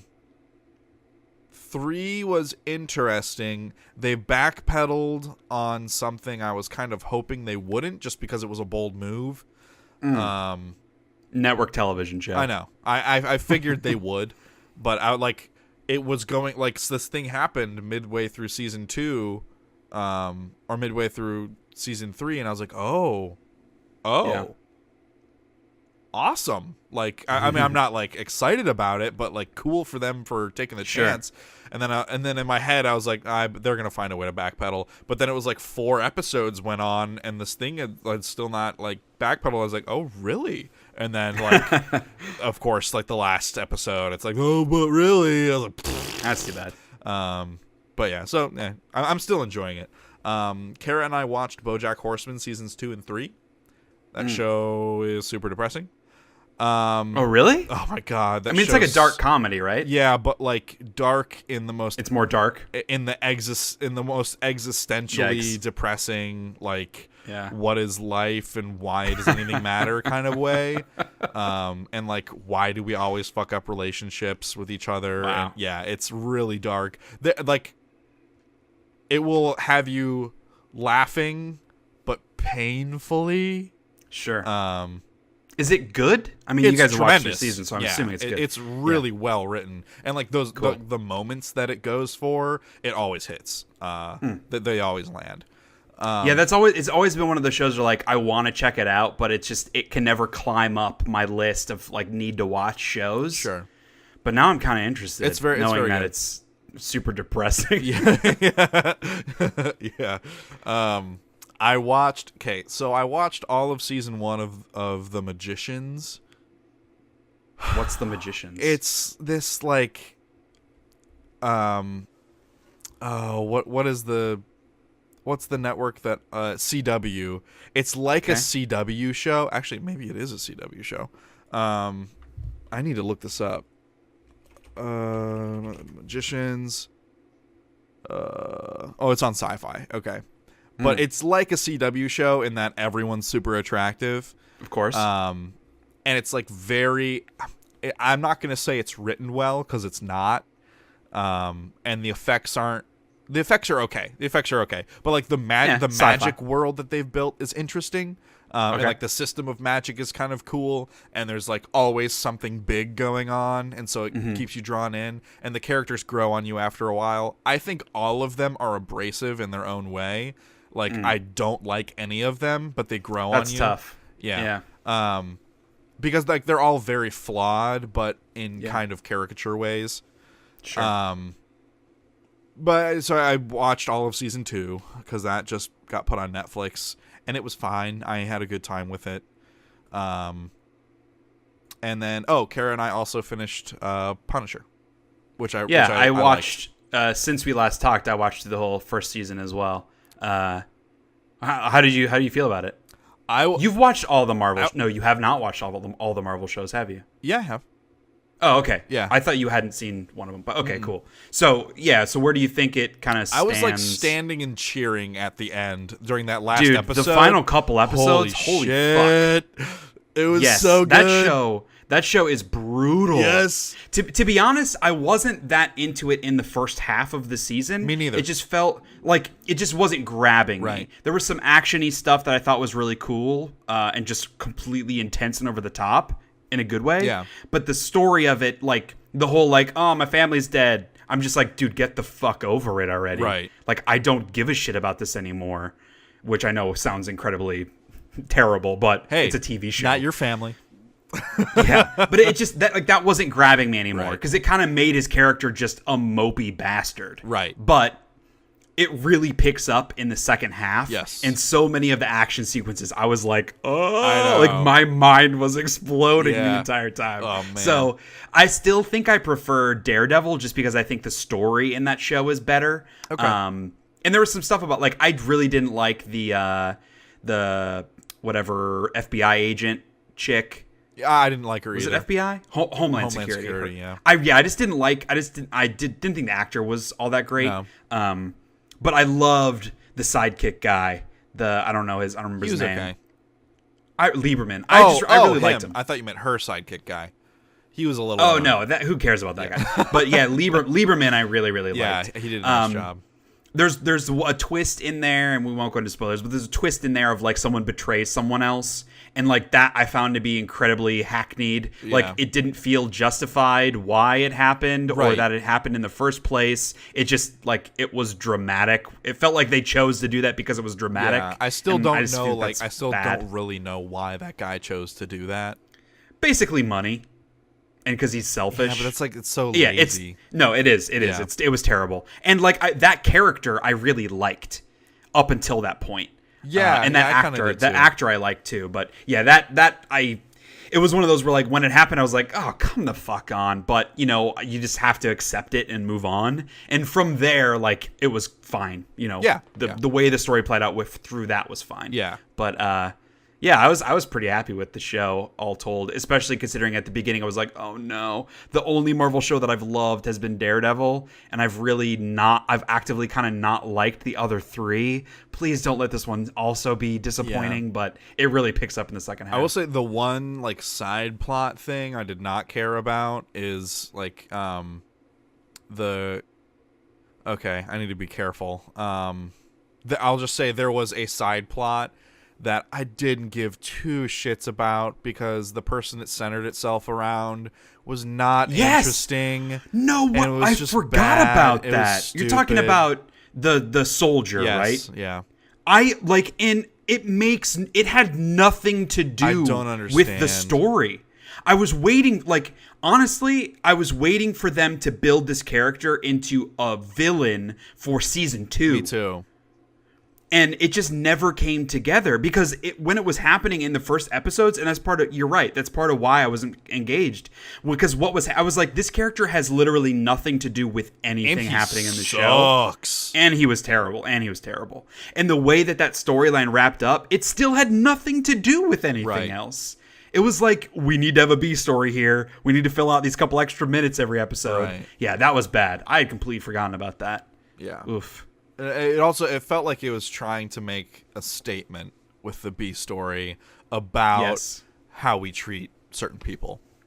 Yes, and that's fine. Like, that Yeah. as a concept, because the show deals a lot with, like, soldiers and PTSD and how we look at gun violence in the United States. Like, Yeah. all of that was, like, really well handled. They maybe don't, like, go for it 100%, but it's still, the fact that it's on a television show, we're talking about it, that's important. Yeah. And just, like, violence over, like, how to solve problems with violence, like, that kind of thing. I thought all of that was handled well. Yeah. His thing was over the top. Yes, yes, it was. Yeah. So I think that finally wraps up my what you're playing, what you're watching, what you're reading. How about you? So I actually have more than you did in this, Nice. which is maybe why I haven't played as many games, because I've been watching so much shit. Okay. So since we just talked about TV, obviously Punisher was good. We also finished Mindhunter just like a couple days ago. Same feelings that I had last time we talked about it early on of, I think the concept is really fascinating. I love the interviews that they have with the serial killers. Yeah, those I are the think best the main parts. actor is incredibly boring. Me too. I think that his girlfriend is also terrible. And so anything happening with it, when the two of them are on screen, it is like a black hole of no emotion. I don't know. The way that the season ended felt like it was episode 10 in a 12 episode season.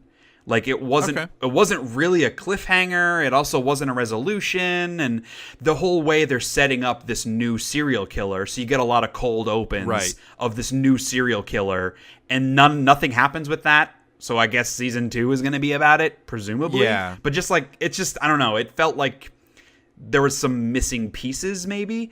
I did like how the actual last scene of the finale played out. I thought was really powerful. Yeah. It was really tense as well. Right, it was. And kind of how it affected the main character going into season 2 was really interesting. Because kind of like, to give a high-level view of it, our main character, he is discovering, and his peers are discovering, that he kind of identifies more with these serial killers than he does other human beings. And like, he's not only fascinated by them from an intellectual, academic perspective, because it's his job, but also from like an emotional perspective, personality-wise, the way they think about things, he's connecting with them on a deeper level than is maybe appropriate for his job. Right. So he's kind of struggling with that. I'll say the show maybe doesn't do a great job of surfacing that as much as they should. It's a lot of like implied subtext, which obviously the actor doesn't do a good job expressing. Yeah. It's more just like me understanding characters, understanding television. I know that's what they're going for. So I just maybe don't the think they problem execute isn't it. the writing; it's the execution of the writing. That's fair. But the way that kind of has a climax right at the end of the finale, I thought was really well done. Yeah. And honestly well acted, surprisingly. Yeah, I thought that was the strongest scene. Yes. So I liked the show more having finished it than I did last time we talked. But still, obviously, it's like, man, Kelly and I were talking about it, and they're like, you know what? If they recast this guy for season 2, we'd have no issues with that. Because normally, like, when they recast a character and, like, they don't explain anything, like, it's annoying. But she was like, in this case, they could recast this dude, never say a single word about it, and I would love that. So, it's too bad, too, because, like, the dude, he's a Tony Award-winning actor. Right. It's crazy. Yeah, he's just not doing a lot with it. Stage acting and film acting are very different, apparently. Yes. He dialed back his acting too much. Everything's too small. He isn't making choices. There's no expressiveness in his face. It's not good. Maybe season 2 will be better. I'm sure this was a very big learning experience for him. So maybe... He's acted in other films before. It's like this is the first time he's ever been on camera. Yeah. I don't know. Whatever. What are you going to do? Yeah. But since finishing Mindhunter and then since me finishing Punisher, we've been looking for other shows to watch. And we're still we watched Top Chef. Season 2 of Ultimate Beastmaster came out, so we've been watching that on Friday nights, that kind of thing. But we needed a new show. And so we watched the first episode of Glow, the Netflix original about like the 80s women's wrestling. I hated it. It sucks. I wanted to love it. Yeah. Kara was just telling me like last night, I think, oh yeah, Glow, like I want to watch that. I was like, you can watch that by yourself. I loved the concept. It just seemed like a really fun concept. And I like Alison Brie. I mean, I liked her in Community. I didn't watch all of Mad Men because I kind of got bored, but she was good in that I saw. But her character is so unlikable in this show. Oh. Like, because she plays an actor who gets hired to do this like women's wrestling league, and she's so pretentious about like she's everything I hate about actors. She looks down on everyone that doesn't have her acting degree. Like she thinks that everyone else is terrible and doesn't develop their characters the way the way that she expresses herself is so annoying and pretentious. Plus, they establish early on that she did something incredibly fucked up that like she really doesn't even feel that bad about. And so I'm just like, I hate this character. And I'm supposed to be rooting for her because like it's a bunch of women that want this acting gig. And so they're working for this chauvinistic dude who is running the Glow wrestling TV show people. And so you're supposed to be rooting for the girls against this chauvinist dude. And I'm just not, because I hate this character that Alison Brie plays. And at least the guy, like, yes, he's a complete asshole, but he's funny. Like, her character isn't funny. She's annoying.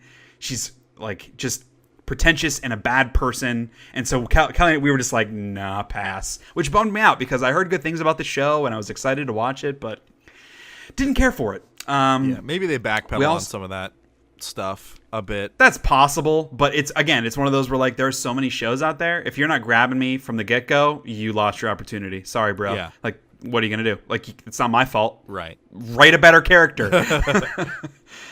We also watched the pilot for The Good Place, which is an NBC sitcom executive produced by Michael Schur, who was an EP on The Office and then co-created Parks and Rec. So fairly strong track record. He's a brilliant writer. He also played Mose on The Office, for folks that don't know. And so this is his new show, starring Kristen Bell, who I love and my wife loves, as well as Ted Danson, who I really like. He was in, what was the name of that HBO show with Zach Galifianakis and Jason Schwartzman? It was amazing. Jason Schwartzman plays like a detective. Anyway, it's a really good show, and he was in it, and he was really good. So I like the cast. We watched the pilot. It was actually recommended from a buddy of mine that I work on Dream Riders with, just as like a, hey, this show, it's not the same as Dream Riders, but the way that they build the concept in the pilot, because it's very what's called a high concept comedy, because I mean, it's basically, it takes place in some version of heaven is the concept of the show. So Kristen Bell, she dies, ends up in heaven, and the way that heaven is structured, it's like 0.00001% of people go to heaven, the good place. And there was a mistake. She wasn't supposed to go, but she had the same name as the person who was, so she ends up there. And that's kind of the concept. Okay. Which, like, it's a fun concept. Yeah. And Kristen Bell's good at, like, the awkward whatever humor. But the way they established the world felt very similar to our Dream Riders pilot that we shot. Interesting. And I don't mean that as a compliment, unfortunately, because when we made our pilot, we had never made a television show before. There just wasn't really a ton of story in our pilot. We focused more on world building than we did on like the characters and the narrative. And that's what this feels like. Interesting. So like they introduce an android woman who knows everything. They introduce the fact that there's a screen where Kristen Bell can go and watch all of her memories in first person. They establish that Ted Danson kind of runs this area of the good place, and it's his first time ever designing this place, and so there's a bunch of haywire things that happen, and he maybe didn't do such a good job. Like, they establish all these things that, like, for me, as a person who's written television, I go, okay, they're setting that up for future episodes. They're setting that up for future comedy bits. They're setting this up, but the actual story isn't very well executed, and the actual dialogue establishing this world also isn't well executed. It feels like a bunch of disparate, funny bits, or like funny potentially things that they could use for story, but not an actual story in the pilot. It's, I don't know, it's a weird, it's like a, it's not a television pilot, it's like a style pilot. Where like, this is our concept for the show, that they would use this to pitch to networks, not actually it would air on television. So I was a bit disappointed in that. We also just didn't find it to be all that funny, to be honest. And there are a couple side characters that I thought were pretty terrible. And so probably won't continue to watch it, which bums me out because I was excited for it. But academically, it was interesting to look at it and say, oh, this show made it to air. Our pilot's basically the same thing. There's no story. We're just building all these funny little cool things. And we thought it was terrible. And here's this show made by one of the best EP creators in the business right now that's kind of the same. So what are you going to do? There you go. Yeah. So we also been watching a lot of movies. So we went and saw Murder on the Orient Express. I need to see that. Which I was really excited for it. I'll say I enjoyed 99% of the movie. It's a murder mystery, obviously. And the resolution, when it came down to revealing the killer, I was like, there's one answer that I think will be incredibly stupid. As long as it isn't that answer, I'm good.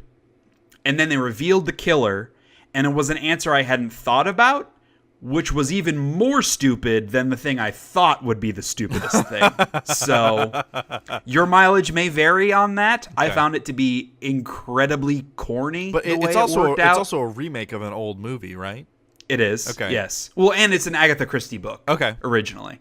But I haven't read it. I didn't see the original, so I don't know if it's the same or not, the way that it happens. Okay.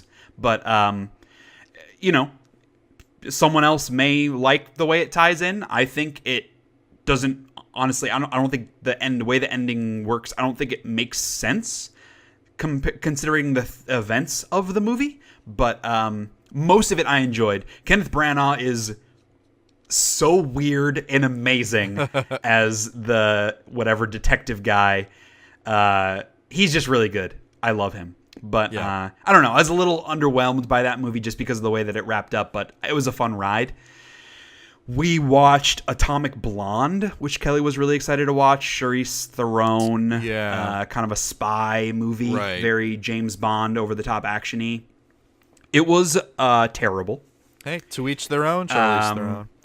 She has one of the worst British accents I've ever heard in this movie. It's actually funny because she was in Arrested Development, where she played, I think it was a British character, and her accent was super bad. But in the show, there's the question of like, is her character mentally handicapped? And it's kind of like an ongoing bit that they're trying to figure out, like, is she maybe a little mentally challenged? And so that kind of makes sense that like, and then you never really get an answer to that. And so like, maybe it would make sense that she has this bad British accent that she isn't even British. She's just putting it on because she's having mental issues. But turns out, no, Charlize Theron just can't do a British accent because her character isn't mentally handicapped in this movie. She just has a bad British accent. But the story... If you want a really bad British accent, watch Outcast with Nicolas Cage and Hayden Christensen. Yikes. Hayden Christensen's... well, you know what? I'm not even sure if it's supposed to be British or not. I don't know what it's supposed to be. But holy that's even better. Shit. A mystery accent. Yeah. Go watch it. You decide. Write us what you think his accent, what region it's supposed to be from. Where are they from? Yeah. What country? Sorry, keep going. But even beyond that, it just, her character is completely boring. Like, she's one of those like blasé cool spies who has no personality because every line's just delivered like this. Yeah. And that's just not a compelling main character in a movie. Sure isn't. The story is also dumb and really hard to follow.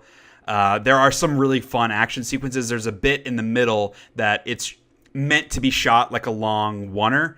There were a couple obvious cuts to my eye, but it's meant to look like one long shot of like a 10-minute action sequence, which was incredible. It was so cool. Okay. And obviously Charlize Theron did all her own stunts in that, so that was really cool.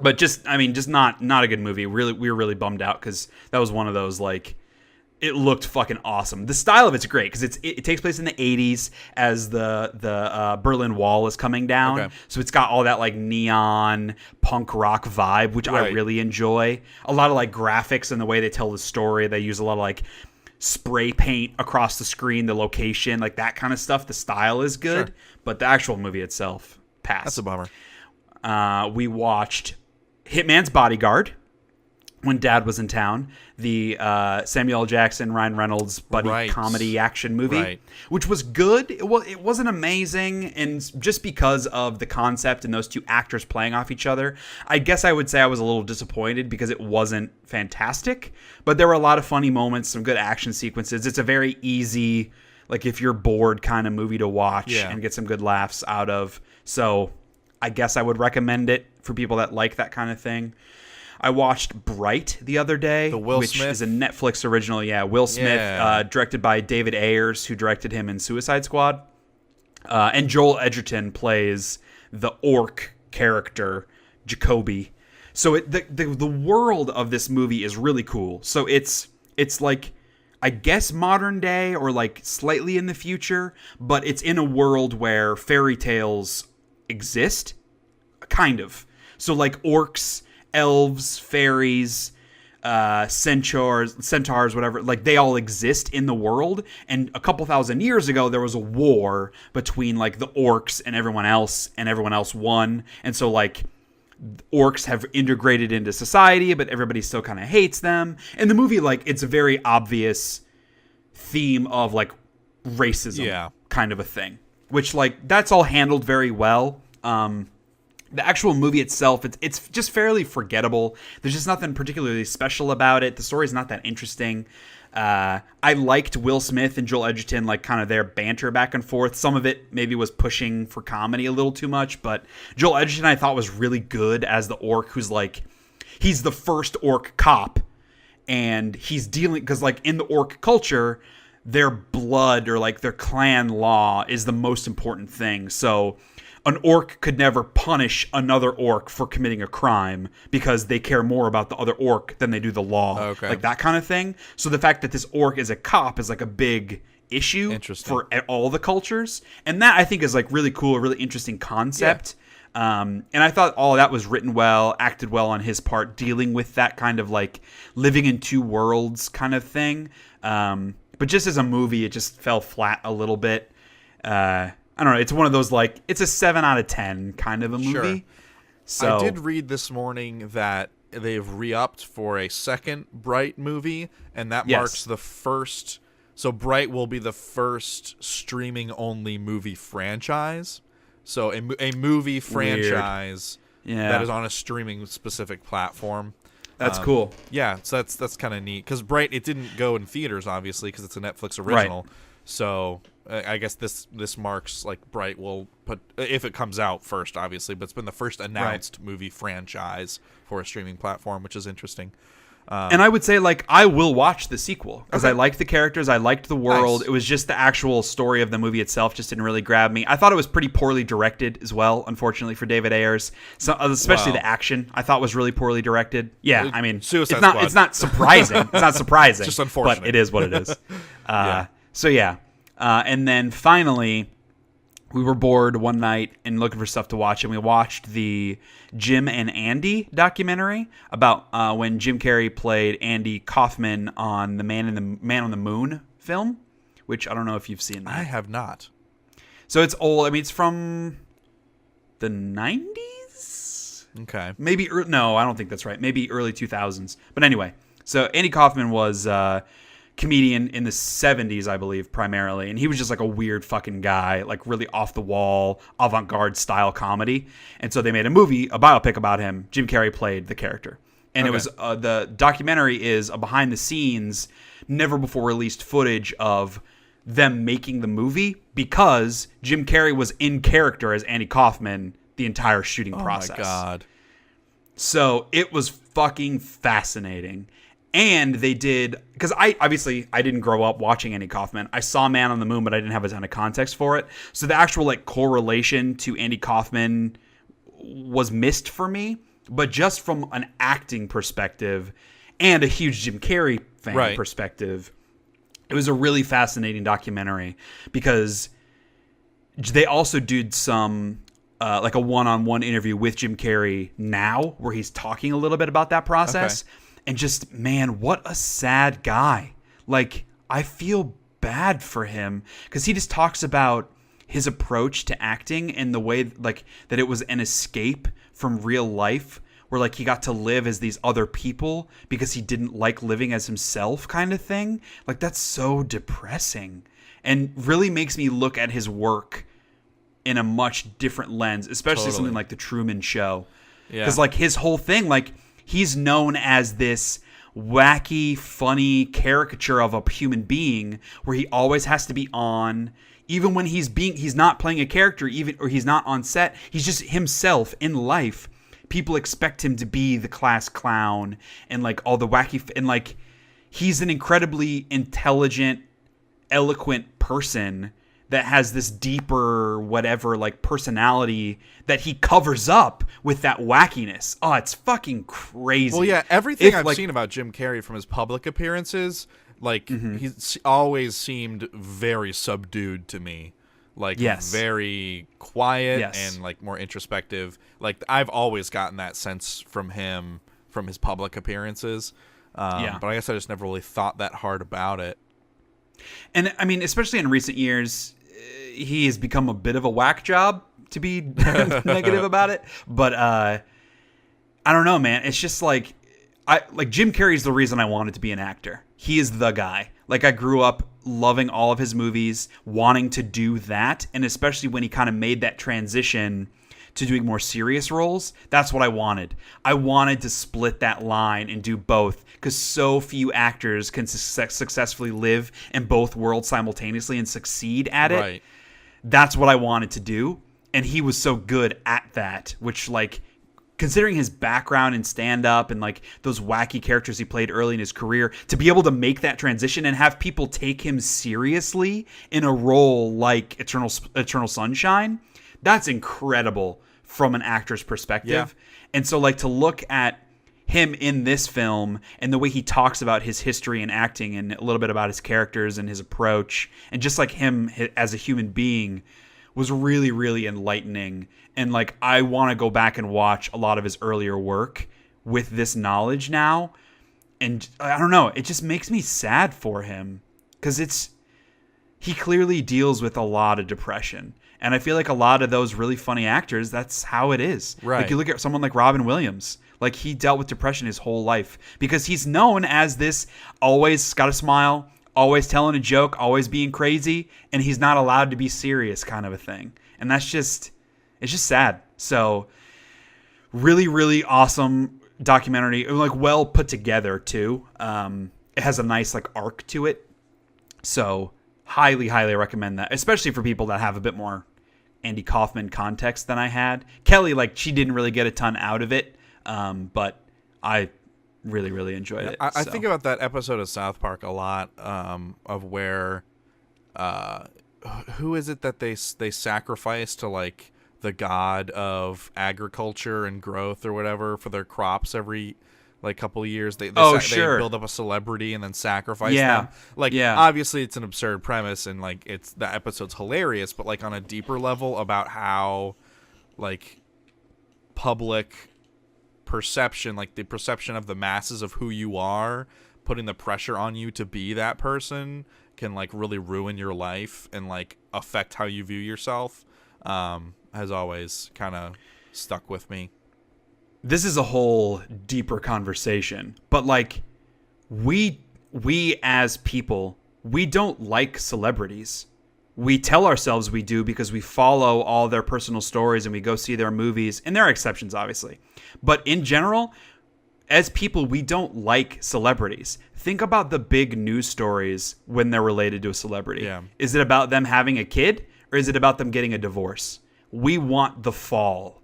Because we look at these people who are rich and famous and successful and more beautiful than us, living lives that we can only imagine. We want them to fail. That's how we are wired as humans. We don't want others to succeed unless we can also succeed. Right. And I think that that's really what that is. Like, that's what that South Park episode is. Because it was Britney Spears is what it was. Yeah. And it was the whole thing of like, she was at the top and everyone lined up and watched with glee as she fell off the deep end. And the same thing happened with Miley Cyrus and, you know, on a smaller scale, like a lot of these other celebrities, especially like the young teen women celebrities, because they're looked at as like these like sex icons that have it all, and then they lose it. And that's what we like. We like it when they lose the stuff. That is so fucked up, but that's how we are as people. Yeah. And I think that being conscious of that is helps. Yeah, it's important. But yeah, it's really fascinating to watch people talk about celebrities because we like to think that there's this bright, shiny veneer of like, oh, I love this actor and oh, he's doing all these crazy things that are amazing and he's so funny and charming, blah, blah, blah. But then if a story comes out where like, I don't know, he paid off a prostitute to not talk about him doing drugs one time, then that's it. Fucking scorched earth on that motherfucker. Right. We We want that fall. We want them to fail. And that's fucked up. Yep. Sure is. So yeah. Switching gears, maybe. So that's kind of everything we've been exactly. Everything we've been watching and playing and whatnot over the Christmas break, now that we're 2 hours on this I was about to podcast. say. Let's dive into some news. All right. So two big events that happened while we were on the break. The Game Awards and PlayStation Experience. So I guess we could talk about Game Awards first. Honestly, there were more announcements in that than the PlayStation Experience, for sure. Well, that's what Game Awards like is becoming known for, is like really Yes. big announcements, which I think is like props to Jeff Keighley. He's done a fabulous job Sure. kind of lining that stuff up over the last few years. Yeah. And I guess kind of before we dive into the like trailers and news that comes out of it, just to kind of recap the show and like the major awards. Zelda won most of everything. Zelda won game direction. It won best action adventure game. And then it also won game of the year. But some other kind of notable winners. So best action game went to Wolfenstein 2. Best RPG was Persona 5. Cuphead won best indie game, which I thought was pretty cool. Yeah. Obviously, I haven't played it. But it also won best art direction, which fairly well deserved. I think we could all agree. I was surprised that it didn't win Best Music. Nier Automata actually won Best Music, which, going back to my discussion about Nier Automata, that's something that has stood out to me. I like the music in it. I am very surprised that this music was not composed by the guy that did Final Fantasy 13, because these soundtracks to me are identical. Interesting. When I'm playing the game and listening to it, I feel like I'm playing Final Fantasy 13, and honestly makes me want to go replay Final Fantasy 13, which I think to be a very underrated Final Fantasy now that you game. say that, I kind of want to go back to that well. I've played that game like 4 times through, and that's a long-ass game. Wow. But it's good. I like it. But yeah, I thought that was kind of an underdog win, if you will. PUBG won Best Multiplayer. No huge surprise there. There weren't a ton of amazing multiplayer games this year. Like, you look at Call of Duty, Destiny 2. Like, a lot of the big hitters were maybe not as amazing. Sure. And then as far as story goes, What Remains of Edith Finch beat out Nier, Hellblade, Wolfenstein, and Horizon Zero Dawn to win Best Narrative, which that's to me felt well-deserved. I really enjoyed the story. Yeah, I highly recommend it. It's really good. It'll make my top 10 this year. I will say that as a big fan of Horizon, I thought that game got short-shrifted, a bit of an always the bridesmaid scenario. It was nominated for a lot of awards and didn't win any. Sure. But I guess just kind of the game of the year came down to it. The nominees were Mario Odyssey, Horizon Zero Dawn, Persona 5, PlayerUnknown's Battlegrounds, and Zelda, with Zelda taking it. Yeah, I guess those are kind of like the big. I guess just to talk about most anticipated game, which is always like a weird award to me, because you're not talking about anything really, like it's a game that isn't out. But Red Dead 2, Monster Hunter World, the Sony Spider-Man game, the new God of War, and Last of Us Part 2 were nominated. Last of Us 1, no huge surprise there. Right. And then, here's one that I missed. So they do Best Performance. So they don't do like Best Actor, Best Actress. They just do Best Performance in general. Ashley Birch was nominated for Aloy in Horizon, which I thought was well-deserved. Yeah. Laura Bailey as Nadine in Uncharted 4, as well as Claudia Black as Chloe in Uncharted 4, also very well-deserved nominations. Totally. Brian Bloom was nominated for BJ Blazkowicz in Wolfenstein 2, which I haven't played the game, but that seems very surprising to me. It is strange. I mean, there are a few moments in that game that are pretty heavy that I think are handled well. Okay. But like he's so like gravelly protagonist that it was kind of strange to see him nominated.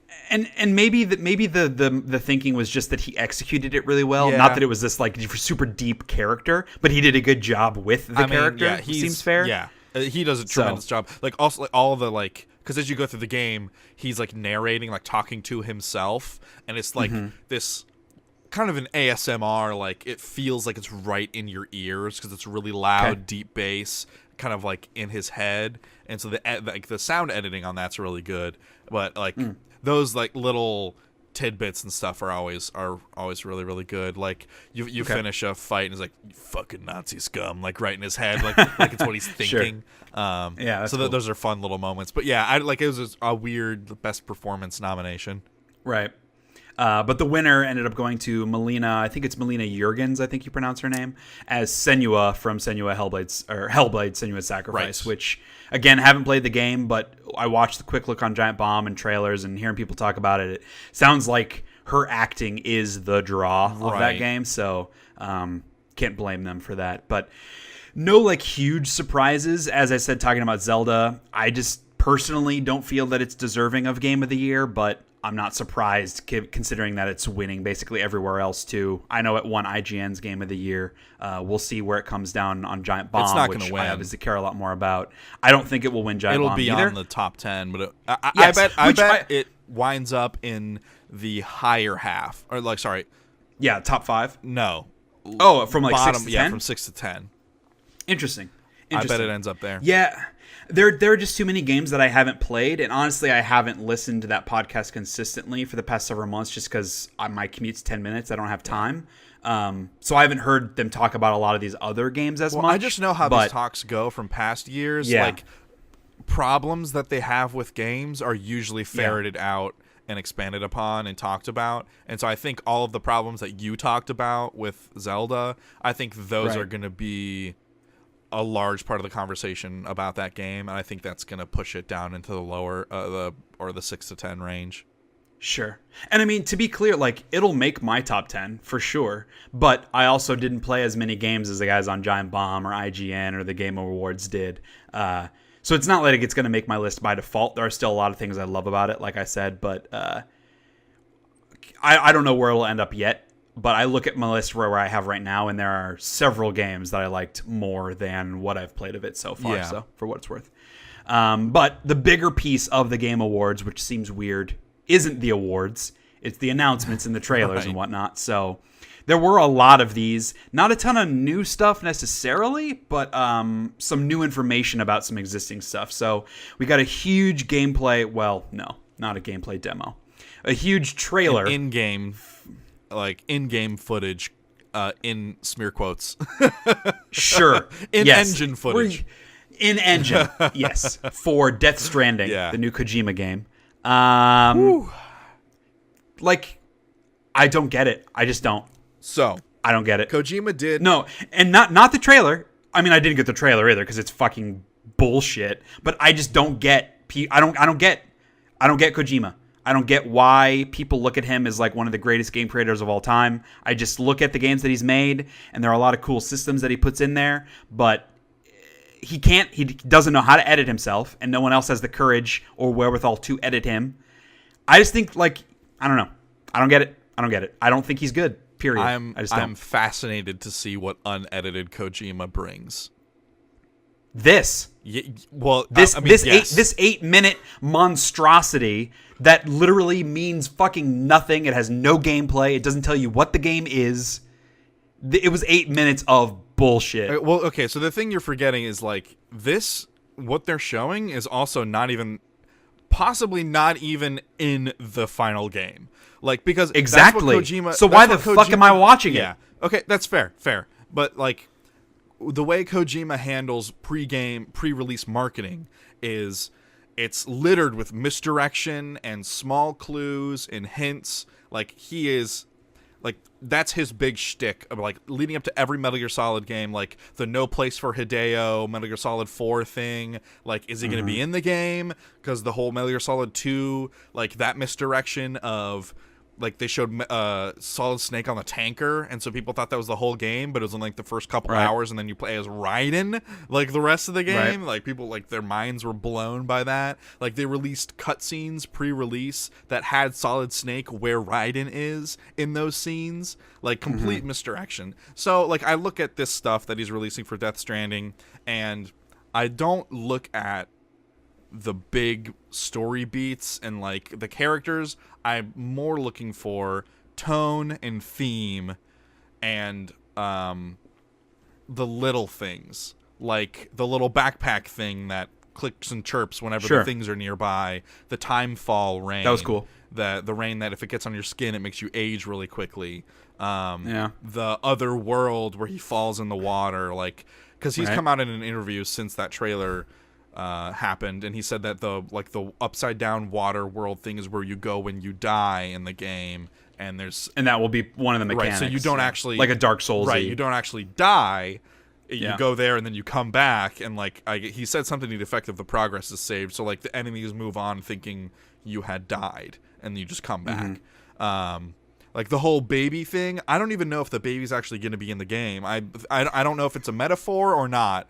But it's the fucking dumbest shit ever. It's so stupid, Throat though. Baby is now one of my favorite GIFs of 2017. So because Giant Bomb did this live stream where they did an Easy Bake Oven on the East Coast so it was like Dan Reichert, Abby Russell, and Vinny Caravella were doing Easy Bake Oven stuff. And so there's a shot of Dan. He puts something in his mouth, but it's still hot. So he, like, opens his mouth. He's like, "Oh, it's hot!" And it's in his mouth. And someone edited it where it's Dan doing that, and then it zooms in really fast on his mouth, transitions to the Throat Baby, who gives a thumbs up, and then warps back out to Dan with the hot food in his mouth. Holy shit! It's good.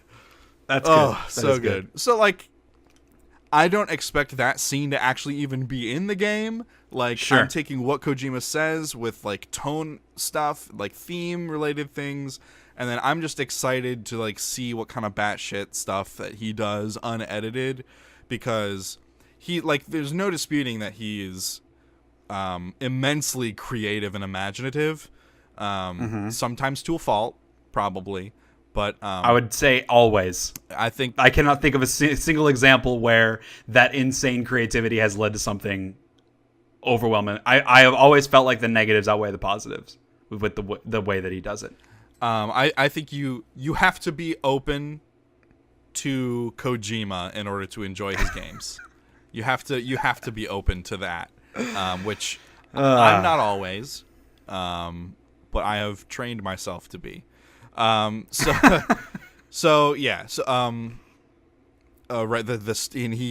the interview he talks about the stick and the rope analogy, about how like the stick. You'll have the stick, right, that you beat enemies with, the weapons, but also, the rope with which to, attack them from a distance, and like, yeah.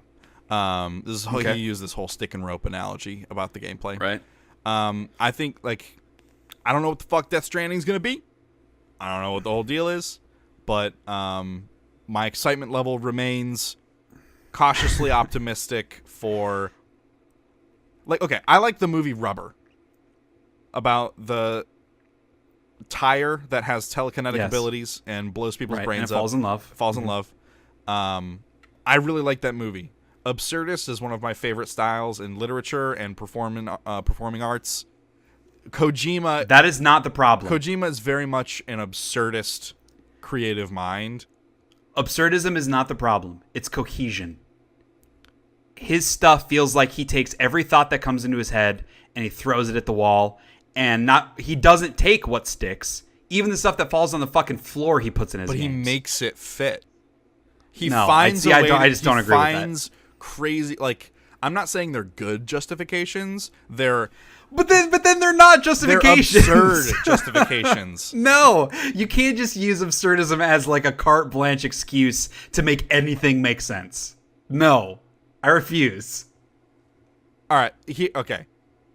It's not that it all has to make sense. It's that he takes the time to explain everything.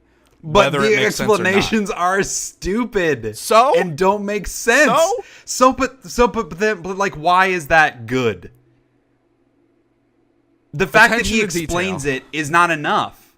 But who gives a shit? I don't know. It's nonsense. And all right, I will say I've always enjoyed the mechanical stuff in his games, and that's like fine. Actual mechanics. I think I have in all of his games. I've always felt like there are at least a couple ideas that are like groundbreaking or really great enhancements on things that already exist. The options that you have. There are a lot of things that I find impressive in his games. It's just the bullshit and the extra ideas that ruin them. Again, he needs someone to edit him. Someone needs to tell him no. And no one does that. But see... Except Konami, who just fired him. The problem is, if you have that, then it becomes a game that someone else can make. I don't agree. There are levels of this. It's not like you're saying no to everything he has to bring to the table. There's a concept called killing your darlings, and we talk about it a lot in screenwriting, because you might have a joke that is amazing, but when you need to cut stuff and it doesn't serve the story, that joke is gone. You don't get to keep that joke, even though it was the best joke in the episode, because it doesn't serve the story, it doesn't serve the characters, it's superfluous. Kojima needs to kill his darlings. And it's like any idea that he has makes it into the final product, and that's a bad way to make stuff. So I think there's space for something like... There's totally room for something like what Kojima makes. You're right. It's called a garbage can.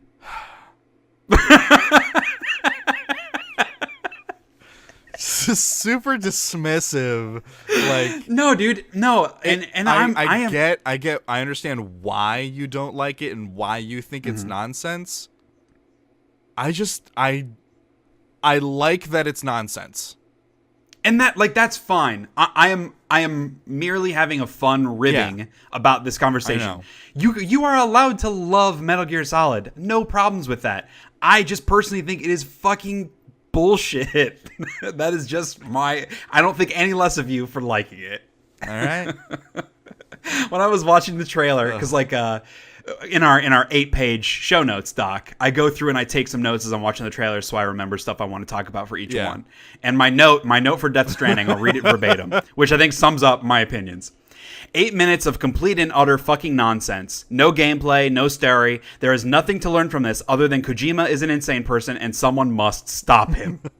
That's how I felt about this Death Stranding trailer. But see, like, the sentiment of someone must stop him, I don't agree with. Like, just let him do that because people are enjoying it. Okay, and this is, I mean, you're right. Not everything has to be made for you. You're and totally I know you right. know You're this. totally right. I'm saying this. No, you're totally right. I'm saying this to project this onto society as a whole. Not everything has to be made for you. So it's fine if you don't like something and you can articulate why you don't like it. That's awesome. But as soon as you go, you need to not do that. As long as it's not hurting anyone. No. No, I agree. You don't need to stop. I agree. I know you know that. This is not my argument, but you could make an argument, and it would be a selfish one, of saying, yeah, but these $400 million fucking dollars Sony is giving Kojima to make this bullshit art piece could be used better elsewhere. Yeah, I guess that's fair. I'm not making that argument. That would be me saying I don't like this, so it doesn't deserve to exist, which isn't what I'm saying. Right, I know. I'm just saying that, like, from a selfish perspective, I could have that. Like, yes, do I wish that they were giving this money to someone else, or do I wish that Sony would come in and not let Kojima do everything he wants to do? Because then I think I would like his games more. Yes, selfishly, absolutely, but there's nothing wrong with this. But there's also nothing wrong with me thinking it's fucking nonsense. It's true. In the end, no one's wrong, and nobody's right. And no one's right. So, moving on, some other announcements. So, I guess real quick, there's nothing like super huge about this, but Bayonetta 3 is a game, and it's coming to Switch, obviously. And they're also bringing Bayonetta 1 and 2 to Switch, which I personally am excited about because I haven't played them. Neither. So I will. Yeah. I'm not big on the like combo-based action games. Those were never really my thing. It's been a while since I played one. I mean, I'm still curious in it. Obviously, both of the games got glowing reviews, and especially in terms of being completely over the top and fun. Do you know if your friend? I'll check it out. If your friend Mark ever, because he was really big into like Devil May Cry. Do you know if he ever played Bayonetta? I don't. I would assume he has, but I guess to be fair, maybe he never had a Nintendo console to play them on. Yeah, but yeah, those are definitely games that he would love.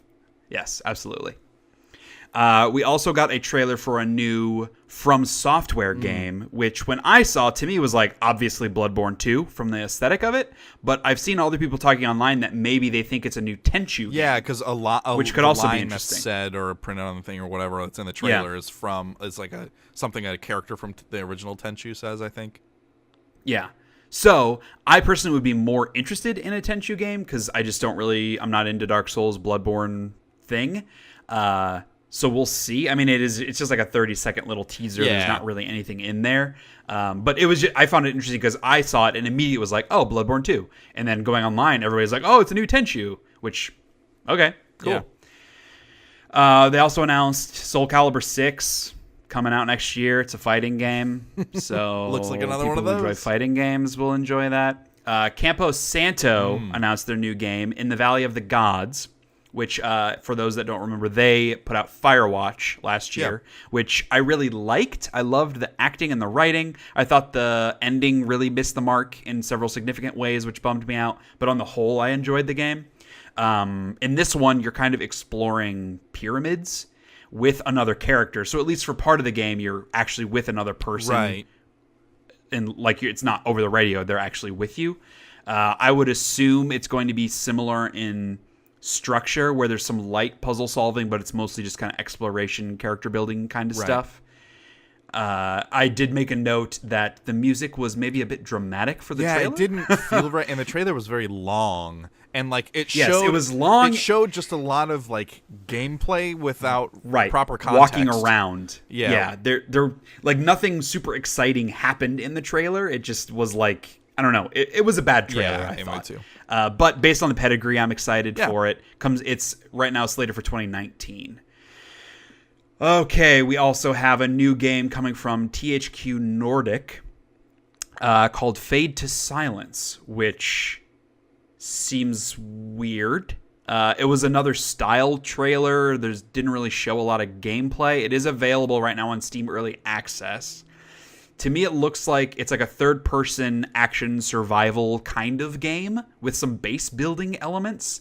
Yeah. Which, like, to me, it's a lot of stuff that a lot of games do already. So, this game is going to have to do some stuff to make it stand apart. So, I think the big thing about this game is it also has, like, a base management mechanic where, like, you're clearing these areas from the map of this, like, Cthulhian type, like Lovecraftian type monster infestation hell thing, and you're clearing out areas of the map, and you're building base stuff that NPCs will flock to, and so you're kind of building a community within it, which is different than a lot of those games are.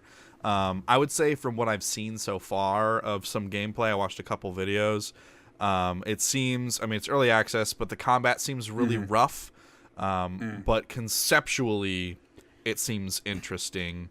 I would say the narration from like the demon hell dude or whatever is like way too frequent. He's like constantly saying like, burning in hell, demon's death, you will fail, die, stuff like that. Like, he's constantly saying that shit to you. So that's he needs the verbosity meter to turn him down. So that's like, but I think I would like to check in a few months, like maybe 4 or 5 months from now, and see where it's at, because the community, like building the NPC spawning and clearing the areas, that stuff seems interesting, because it's so often in these like survival games, like you have your base, but the world outside of your base stays largely untouched because it needs to respawn and, keep giving you resources for you to build with. But like in this, like you're changing the environment and you're actually affecting the world. And so it seems like there's maybe a larger narrative at play that you don't get in a lot of these survival games, which would make me more interested, because it's not something that you just play until you're done. It's you play through this story and engage with the systems in that kind of context. So that at least seems interesting. That's cool. It is a little rough right now, and visually it's not. It's early access. Visually it's not, like blowing me away, but some like the snow tech is pretty neat, because the whole area is like covered in snow. I'm interested to see what they add to the game. We also got a trailer for new Zelda DLC, The Champion's Ballad. So it has like new trials to complete, as well as like horse armor and costumes for your horse, that kind of thing. Again, I'm not far enough into Zelda to know like context of this. It looks like it's the 4 champions from back in time or whatever, and their new challenges or something. But I don't know, man. Seems like more Zelda. Yeah. So is that out now? I think it is, right? I have no idea. I think it's out now, because I think that's what Kara's been playing.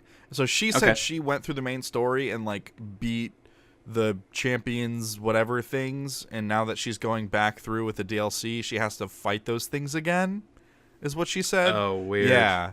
So like the 4 like divine beasts. Like presumably if you were starting the game new, you'd only have to face them the one time, but since she had already beat them, she had to go back and beat them, maybe. That kind of sucks. Yeah, I think that's what she said. I don't know.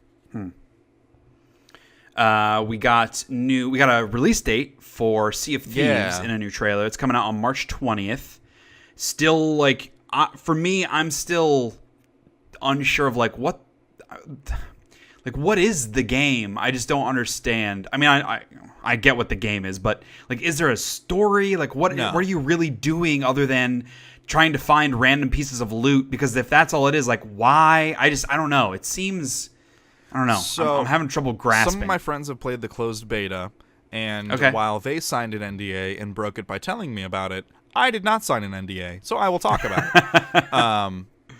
So they were just giving me like these general experience. It's more about the experience and like crafting your own story with your friends. Sure. Like they said, it was a ton of fun trying to navigate with the ship with each other. Like they sailed directly into a storm, and they said like that was really intense. Like they were bailing water out, patching up holes in the hull, and like a guy up in the crow's nest was trying not to fall off as he was calling out rocks and stuff. Like they said that was really, really awesome. Like if you can get a crew of people together like that, even if it's just 2, maybe 3 people, that's enough to kind of get by. They were talking about this really funny interaction they had with another ship where they landed on an island and they went and found the treasure, and then they went back to their ship and there was another ship. Or no, they went back to the shore and there was another ship there, and their ship was like sailing around or like away. Like so someone jumped their ship and stole theirs.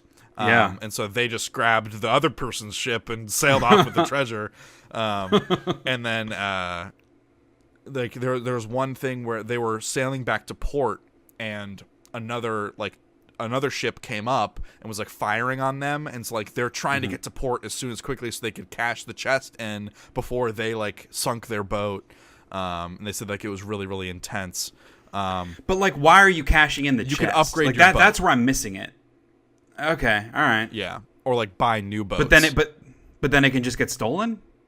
Yes. Yeah, I guess that's just the piece, because like all of that sounds super fun, and I haven't played it, and maybe the exploration and the gameplay is enough by itself. But to me, I'm missing the why. Like, why am I doing all of this stuff? Sure. That's the piece that I'm missing. But it looks incredibly fun. Yeah, I think the why is that it's a fun sandbox with a lot of style. Sure. Yeah, and if that stuff is all executed well, that is potentially enough. Right. I'll say. With my severance that I'm going to get through staying with my job through the 12th, and I got a little bit of a bonus at the end of the year, I'm like wanting to spend a couple $100 on something. Not like necessarily one big thing, but I want to reward myself, basically. Yeah. And Kelly agreed. She's okay with it. So I'm considering buying an Xbox One. And I'm not sure about that just because there aren't a ton of games that I would play on it. But Sea of Thieves is one of those games that like I would be excited to play on Xbox One, and obviously, Sunset Overdrive I still would want to play. I would sea play of Thieves Halo. Is gonna be an Xbox exclusive, isn't it? Yeah, and PC. Right. Yeah. I'm not going to play games on PC. I just can't right now, and I don't have the money or wherewithal to upgrade my PC. Right. So. Yeah. But, I mean, the regular Xbox Ones are pretty cheap now, right? It's like 200, I know. Like yeah. one, well, I would get an S. Oh, okay. I think like I don't the regular get an Xbox Ones you can get for like under 200 now, I think. Yeah, maybe. And well, maybe I could get an original, just the 500. That's what I have. It's not like I'm going to play a ton of games. Right. Yeah. Yeah. Because like I play Gears 4. Yeah. I play Cuphead, obviously, but that's kind of it. There's like only going to be maybe 2 games a year that I would play on it. I would play. But that's not that much different than a Switch. I would play Gears 4 co-op with you online. All right. I'll think about it. All right. I'll think about it. We also got a new trailer, which I'm glad we got an update on this, for Dreams, which is Media Molecule's next game. So this is like a weird-ass fucking game. And originally when it was announced, it seemed to me to be less a game and more of like a developer tool. Yeah. To like let people play around with this. But they formatted more of a narrative, much like they did with Little Big Planet. Because like when Little Big Planet came out, it was much the same. Like the core game seemed like it was for level building. But they also had levels that they made that you could play through with friends, and it was fun. This seems like they're doing a similar thing where like they had this really cool idea for a new system or a new like building mechanic in a game, and then they've crafted a narrative for that. So it's supposed to still come out in 2018. Interesting. I'm surprised because it seems. The game seems incredibly ambitious. They've had a lot of closed alpha. Like they've had that going constantly for like the past couple years. And they've been working on it for several years as well. But yeah, I mean, it just. The narrative definitely seems much like Little Big Planet, where it's kind of introducing you to the concepts and then you play around. I don't know. The style is really interesting, especially visually. It's very like hand painted kind of claymation almost style, which I really, really am digging. But looking at my experience with Little Big Planet, and like I just never really engaged with that level building portion because it was just there was too much. It was too much stuff, and this is even more complicated than that because you're essentially like building a video game. You're making almost. like 3D models. Yeah, it's fucking crazy. So I would be excited to see what other people can do with this. I'm not sure if it's something that I will be engaging. Well, and that's the thing about the like Little Big Planet and what seems like Dreams is like you can buy it and not make anything, just play what other people make. Yeah, that's true. That's a totally valid way to play that game. Yeah. So we also got a new trailer for A Way Out, which also announced the release date. Yes. So to talk about the game first. Yeah. So this was announced at E3, I believe, and it is a co-op only game. You can play it couch co-op or online, but I mean it's a narrative sort of adventure game almost. Yeah. Well, also about both the co-op, they announced that only one person has to own the game. The That's a good other point. person Yes. playing which is awesome. online That's doesn't have awesome. to own it. Yeah. Yeah, that's really cool. So new trailer for that and a release date on March 23rd, which seems all right. I mean, I'm excited to play that game. I'm not sure if it's something simple enough that I could play with Kelly. I don't know if it'll have too many mechanics in it, but I would certainly expect to play with you. Yeah, Kyle, maybe. I'll play with you. But yeah, so they had the creator introduce a trailer, and this game is being published by EA, who has been under a little fire recently with Star Wars Battlefront 2 loot boxes and stuff. And he had some opinions that he expressed. Right. I encourage you to go look the video up on YouTube because it's pretty amazing. But he basically was just like, hey, EA fucked up with Star Wars, but they've been treating me really well. Play my game. I'm really passionate about it. What he with said, a lot of swear words. What he said was, fuck EA. They fucked up with Star Wars. And then there was like a couple seconds, then he's like, but EA has been a great partner. They've really helped us. I've never seen someone backpedal. Well, I have, but he backpedaled pretty hard. I'm not sure he'll be doing a lot more public speaking in promotion of his game, although I will say he has a lot of new fans, and there are a lot of people that will be buying this game now because they want to support him. So, you know, here's the darkest of futures. What if this was all a ploy by EA, and this is their marketing tactic? Well, all right, so the way they know how bad their image is. The way this guy behaved, like up there, apparently that's just him. Like, he's that all the time. Yeah, I've seen that Which too. sounds like a fun guy to be around like once every couple months. Right. And I felt bad for Jeff Keighley because he kept trying to get the guy to like intro the trailer, and he's like, dude, we're running out of time. Like, if you don't intro this thing, we're just not going to show it. I felt, and obviously like he's bashing EA, one of the biggest publishers too. Right. I'm sure there was a bit of an awkward talk after that bit, but the game itself still looks really cool. I'm super interested to see if this can execute on the ideas that it has. Because it's very, very unique. It is. I could see it being amazing or incredibly frustrating to play. So hopefully it's the former. We got a trailer for Witchfire, which the beginning of the trailer I was kind of like, it was like from the creators of Vanishing of Ethan Carter, and then it's like walking through a forest, whatever, blah blah blah, and then like it gets to like this giant creature, and then it turns and looks at you, and then it's like. And Bulletstorm, and the dude pulls out a shotgun. And then the dude pulls out a shotgun. You're like, oh, shit! Yes. It was like, everybody should watch this trailer. It's a fucking fantastic trailer. Good. Because it was. At the beginning, I was like, oh, I'm kind of like Vanishing at Ethan Carter. Okay, walking simulator. It seems a little spooky. Like, all right, not super, really exciting, but I'm interested. And then it's like, and Bulletstorm. He pulls out the shotgun, starts fucking blowing demon faces off. Like, yes, then I was like, yes, okay. Yes, I am down. So I mean, it's effectively. I mean, it's a first-person shooter, very Doom-esque. I'm gonna watch that trailer again. It seems cool.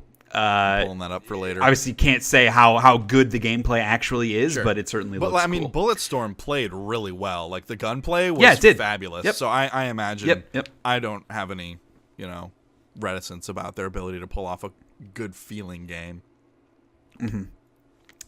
We got a trailer for a new game from the lead designer on Payday called GTFO, which is a name that I hate so much.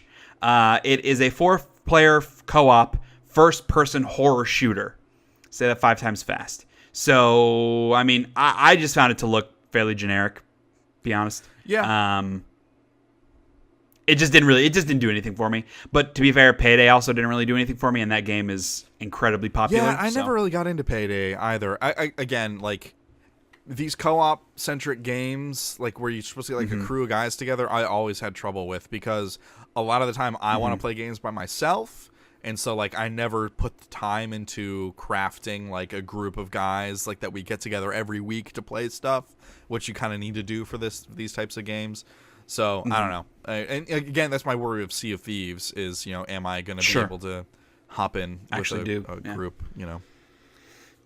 And we got a new trailer for Metro Exodus, as well as a targeted release date for fall 2018. We'll see if it actually sticks to that, because no game's ever released when they announce. But, I mean, I'm fucking pumped as hell for this game. Man. I loved the first 2 games. Although I will say, the first game I liked less because the shooting was kind of frustrating. Yeah, it was a little rough. It was because it was intentionally inaccurate, which I just found to not be super fun.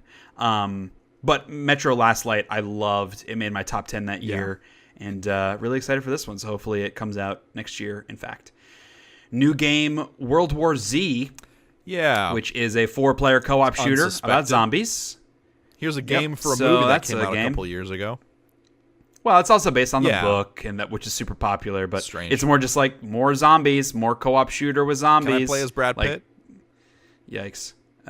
So I watched this and I was like, yeah, I'm not interested in this whatsoever. Yeah, I don't know. Like, it feels like they're chasing that Left 4 Dead money. And that train sailed like a decade ago. So like zombies are so played out. That's why when Days Gone was announced, I felt the same way. I'm like, really? Zombies still? Like, people for like 5 years, people have been saying that they're tired of zombies. Maybe those games still sell. Zombies yet? I don't know that I ever will be. It's a good excuse to kill people without feeling bad. You're not wrong. You shoot bodies, but you're not shooting people. Sure. And finally, and obviously the largest announcement, Vacation Simulator coming to VR by the makers of Job Simulator. So, Kyle, I anticipated you being excited about this. It looks hilarious. It looks great. I mean, those games, the Job Simulator has such a great sense of humor, and like it was one of those flagship VR games to show off like how fun a simulation like that can be in doing like making menial tasks fun and charming. And so like in more of a vacation format, and anything more that's like that is a positive for the VR space. So really looking forward to that. And those were kind of the big things from Game Awards. From PSX, there were far less like big. There really weren't any big announcements. I didn't think so either. A lot of trailers for smaller games, some of which look cool, some of them not so much. So we don't need to spend a ton of time on this. So trailer for 20XX, which is like. Looks like a Mega Man game. It's a side-scroller kind of thing, but it's also co-op. I really liked the soundtrack in the trailer. It was very like chiptune-y, electronica kind of thing, which I really liked. Targeted for early 2018. Another game called Tower 57, which is a 3-quarter kind of dual-stick shooter. Again, it's that style, that genre of game, to me is not incredibly interesting, but I did like the style of the visuals and whatnot in the game. Again, targeting early 2018. And then we have Moonlighter, which is a really cool concept. It is like the way the trailer intros, it looked like the game is you're a shopkeeper in an RPG, which like would be a really fun game, but also this one has like by night you moonlight as a dungeon crawler. So it's kind of both. You go get the supplies for the shop. There are a few games on Steam already that do this same thing. Oh, interesting. Okay, that makes it a little less exciting. But I thought it looked cute. To be honest, when it was just like you're a shopkeeper in like a Final Fantasy game, because like all these other heroes keep coming in and buying swords and stuff. Like that's like a really fun game. and them adding on like, oh, you're also a dungeon crawler made it a little less special. But that game is also coming out in early 2018. It's a very, very Zelda style to it, which, you know, is good. Children of Morta is a 3/4 top-down action RPG, so it seems very Diablo-esque, loot-driven. You know, it's co-op, obviously. Yeah, I kickstarted this like 3 years ago. Oh, yeah, interesting. So I've been following the development of it from like the get-go. Cool. So I'm very excited for it to finally release. And I mean, it's like pixelated as well, kind of that indie game style. It again, because it's like fantasy whatnot, it just feels a little generic to me, just because there's so many games that do that sort of thing. The pixel animation is really good. Like there's a lot of I liked it too. In the pixels. Yeah, I liked it. It very like fluid pixel animation. Yeah. So that's supposed to come out next year as well. Hover is a futuristic racing/trick game that feels very much in the line of like Jet Set Radio style. It has competitive and co-op multiplayer. I was confused by the trailer. The way that they talked about the multiplayer and how it worked seemed odd. Because like you can create challenges, and they also have separate game modes. Like there's like a basketball game mode. It just seems like there's a lot going on in this game. Right. To be honest, it didn't look awesome to me. But I know a lot of people are really into the Jet Set Radio. Yeah, there's a lot of looking for that new. For that. Yeah, and like the whole, you know, because the recent Tony Hawk games have been terrible, but that like high score trick kind of games were so popular, especially in the 90s and early 2000s. No game has really come back and succeeded in that in recent years. So maybe this one could. I did make a note that I found the soundtrack and the trailer to be incredibly annoying, and the music is like done by one dude who did the music for the trailer. So that's a turn off. It's just really annoying techno music. It just was bad. New game from Stick It to the Man developers called Flipping Death, which looks fun. I love the visual style of it. It's very like paper cutout kind of hand-drawn aesthetic. It's very like, I mean, it's not a horror game, but it's dealing with like death and the Grim Reaper and stuff. Kind of the whole, it's very Tim Burton, I guess is the best way to describe it. Very gothic looking and Yeah. And, like, basically you're enlisted by the Grim Reaper to help him collect other souls. And so you can switch back between the death world and the alive world. And it flips the actual, like, screen between those two worlds on, like, a 2D plane, which is cool. I don't know. It looks really interesting, kind of a platformer, puzzly sort of game. And you can kind of, like, take over people's bodies and, like, make them do stuff. Yeah. Right. And then... Aquatic Adventure of the Last Human, which is a bad name for a video game. Yes, it is. It is a pixelated side-scroller kind of game where you play as a submarine in like the depths of the ocean, fighting like giant sea monsters and stuff. It's a cool concept. I really liked the concept of it and the style of the trailer. But again, just that like side-scroller, I don't know. It's just the genre and the pixels. It just was played out like the roguelikes, the side-scroller pixelated shooter games. It's just, I've been playing those for upwards of 20 years. I don't know. It's just not as exciting anymore. But to be fair, it's hard for a lot of games to be exciting for me nowadays because so many genres feel played out. But this one did stand out because like I liked, like you're like this kind of cute little submarine fighting these giant sea monsters like that. It just seemed cool. And then finally they had a trailer for what's called Aqua TV, which is fucking weird. So it seems like it is just, it's not a video game. It's just like a 3D interactive aquarium, which why? It's like, I don't know. Like the Netflix fireplace, but interactive. Yeah, it just seems like a weird, strange, but maybe cool kind of thing. Yeah, it seems like one of those tech demos that Sony would use to like showcase a new hardware. It seems like one of those, but now it's like releasing towards like the mid to the end, like the middle of life cycle of the PS4. It's just strange, right? Yeah. So, I mean, like I said, not a ton of like, no big new announcement, which is disappointing. There's no like big surprise game that's releasing in the beginning of 2018 that they're putting a date on, but some smaller games that some of them seem kind of cool. Keep an eye on. So it is what it is. Overall, like a disappointing PSX, I would say. But, yeah. So, moving into the larger industry news, some other gaming stuff.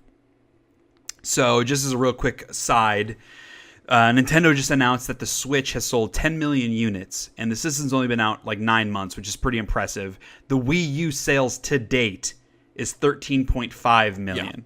So that's pretty fucking good for them to sell 10 million units in 9 months when the preceding console in several years only sold a couple million more.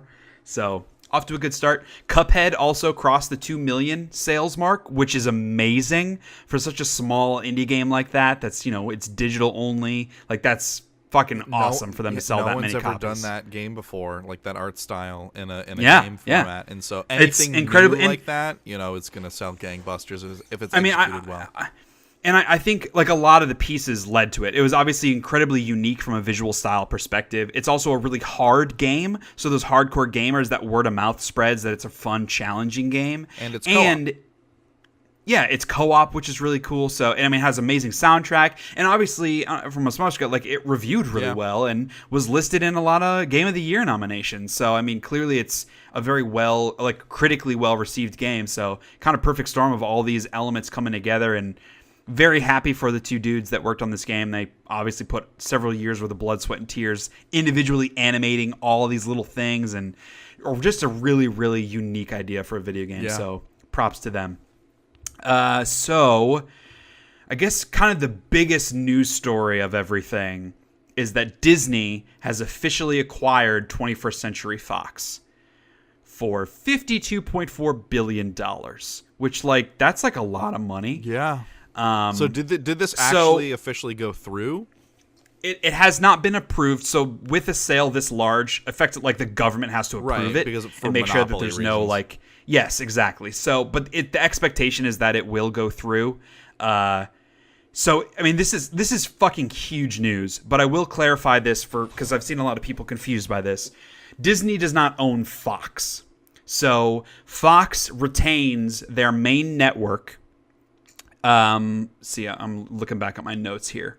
So they maintain their main Fox network as well as Fox News, their local Fox sports stations, that sort of thing, with a few exceptions. But Disney has now acquired Fox Television and Film Studios, which again doesn't mean that they now own the shows that are on Fox Network, only the shows that were created via Fox Television Studios and Fox Film Studios. Right. So little how the sausage is made on television production. So Fox Television Studios, they can produce a pilot, and because it's Fox Television Studios, Fox gets first dibs at that pilot if they want to pick it up for a season run. If they pass, Fox Television Studios can pitch to other networks. So a Fox Television Studios show could air on CBS and vice versa. This happens a lot with ABC Studios. They're one of the biggest production studios out there. They have a lot of shows that are on non-ABC networks. Hopefully that makes sense. So Disney owns the studios for film and television, not the network. So they've also acquired additional film studios, 20th Century Fox, Fox 2000, and Fox Searchlight, which is more of their indie-ish production studio. They acquired some of their overseas networks, as well as their cable networks, so FX, FXX, National Geographic, all that kind of stuff, and some other I think Fox Sports. I think they did acquire, but the most relevancy for the things that we typically talk about is they acquired the rights to specific shows and specific movies. Right. So, in a perfect example of them acquiring Fox Television Studios, not Fox Network, they now own This Is Us, which is one of the biggest shows on TV right now. Multiple Golden Globe or Emmy Award winner, whatever. The show looked like hot trash to me. Emotionally manipulative bullshit. But they own that show, which... so, that's them owning the television studio, not the network, for example. But... they also own other Fox franchises like Avatar, which is going to make so much fucking money in these sequels that they've already planned. They own the Die Hard series, the Alien series. They own The Simpsons now, which is Modern crazy. Family, which again, like Modern Family isn't a Fox show, but it was made via Fox Studios, Fox Television Studios, so they own that. But I guess the biggest relevancy to what we talk about is obviously like the comic book shit. So they now own X-Men as well as Daredevil. They own Fantastic Four. So Disney obviously owns Marvel. And so now all the talk is like, how are they going to implement these guys into the Marvel Cinematic Universe, which I think is incredibly exciting. Consolidating that stuff is a much needed change. Yeah, and I mean, like, people are up and down in the Marvel movies, thinking like maybe they're played out a little bit. There have been so many of them, and they're not doing a ton of new stuff, which I definitely get. I still am enjoying all the movies. To me, this is like best case scenario, because now, like, you know, Robert Downey Jr., he doesn't want to play Iron Man anymore. Chris Evans doesn't want to play Captain America anymore. I don't think Chris Hemsworth wants to do Thor anymore. So, like, these big hitters are now like, we kind of want to be done. And maybe in a couple of years they can bring them back for another Avengers movie or whatever. But the thought was like, all right, so how is Marvel going to transition the heroes? People like Black Panther, like Ant-Man. Those movies are the new franchises where we will get 2, maybe 3 sequels of those. But now that they have X-Men and Fantastic Four, they can dive right back into those and reboot those. Right. So for Marvel, and I mean, obviously for Disney as the owners, this makes complete fucking sense. It's a huge win for them. And with what Fox has done in general with those franchises, it's a huge win for fans. Yeah. I mean, I don't think anybody would argue that the Marvel movies are of a lower quality than what Fox has done with X-Men and Fantastic Four. Obviously, Deadpool was great, but apparently Logan the other was X-Men really movies. Logan also was really good. Yeah. I forgot about that. But most of the other X-Men movies have been average at best. Yeah. And Fantastic Four, certainly, all 3 Fantastic Four movies have been fucking miserable. So I'm very excited about this. It does make Disney kind of one step closer to controlling the universe, which is their ultimate goal. But I still think it's good. Yeah. Yeah. So back to video game news. In a recent interview at PSX, Greg Miller was talking to Sean Layden, who is the head of PlayStation, about changing the PlayStation usernames, which is something that has been a highly requested feature since the early days of PS3, and just the technology hasn't allowed them to do it, or whatever their excuse is. They keep kind of sprinkling that someday you'll be able to, but it's not happening. Maybe it's gonna now, because in an interview with Greg Miller, Sean Layden said, "I hope we'll see events occur that you don't have to ask me that question next PSX." Yeah. Which would probably indicate that they're going to release this at some point. Yeah, so the whole issue with the name changing and the reason they haven't been able to implement it is because in their infrastructure, they made an early design decision with the network infrastructure on PS3 that turned out to let them not, like, they would have to basically rebuild the PS3 online infrastructure in order to make that happen. Like the way it stores data and handles client data, all that stuff, they would have to completely remake it. And because the PlayStation 3 network is still alive, like, that affects all of PlayStation Network, right? Because like you have a username account that spans all Sony products, right? Mm-hmm. So like the choices they made early on with that online infrastructure still affect it today because it's still connected. It's part of the ecosystem. Mm-hmm. So apparently they must have found some way to make that happen, or maybe because PlayStation Now officially exists and you can play PS3 games on your PS4, maybe they will be shutting down the PlayStation 3 online service thing. That's a scary thing to consider. Right. But that's the only thing I can think of that would allow them to do something like this if they were to shut down that portion of their online infrastructure. Or maybe they just decided to shut it down and then rebuild it. Maybe it's like their user base on that generation is so small they can afford to do that now.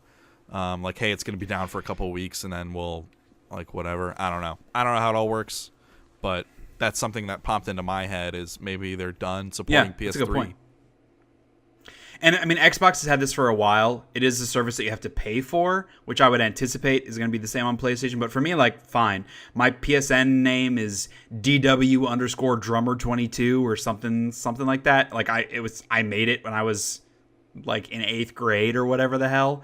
And I'm Mighty Manotor basically everywhere else. So I would prefer to change it to Mighty Manotor, and that's kind of my name across all those platforms. Sure. So I will gladly pay $15 one time to change it. And there are a lot of people with terrible names that they made when they were kids, like XX420 Ghost XX, like those kind of people that are now in their 30s that probably won't change. I can guarantee you the person who's not going to change their name is Spoots. That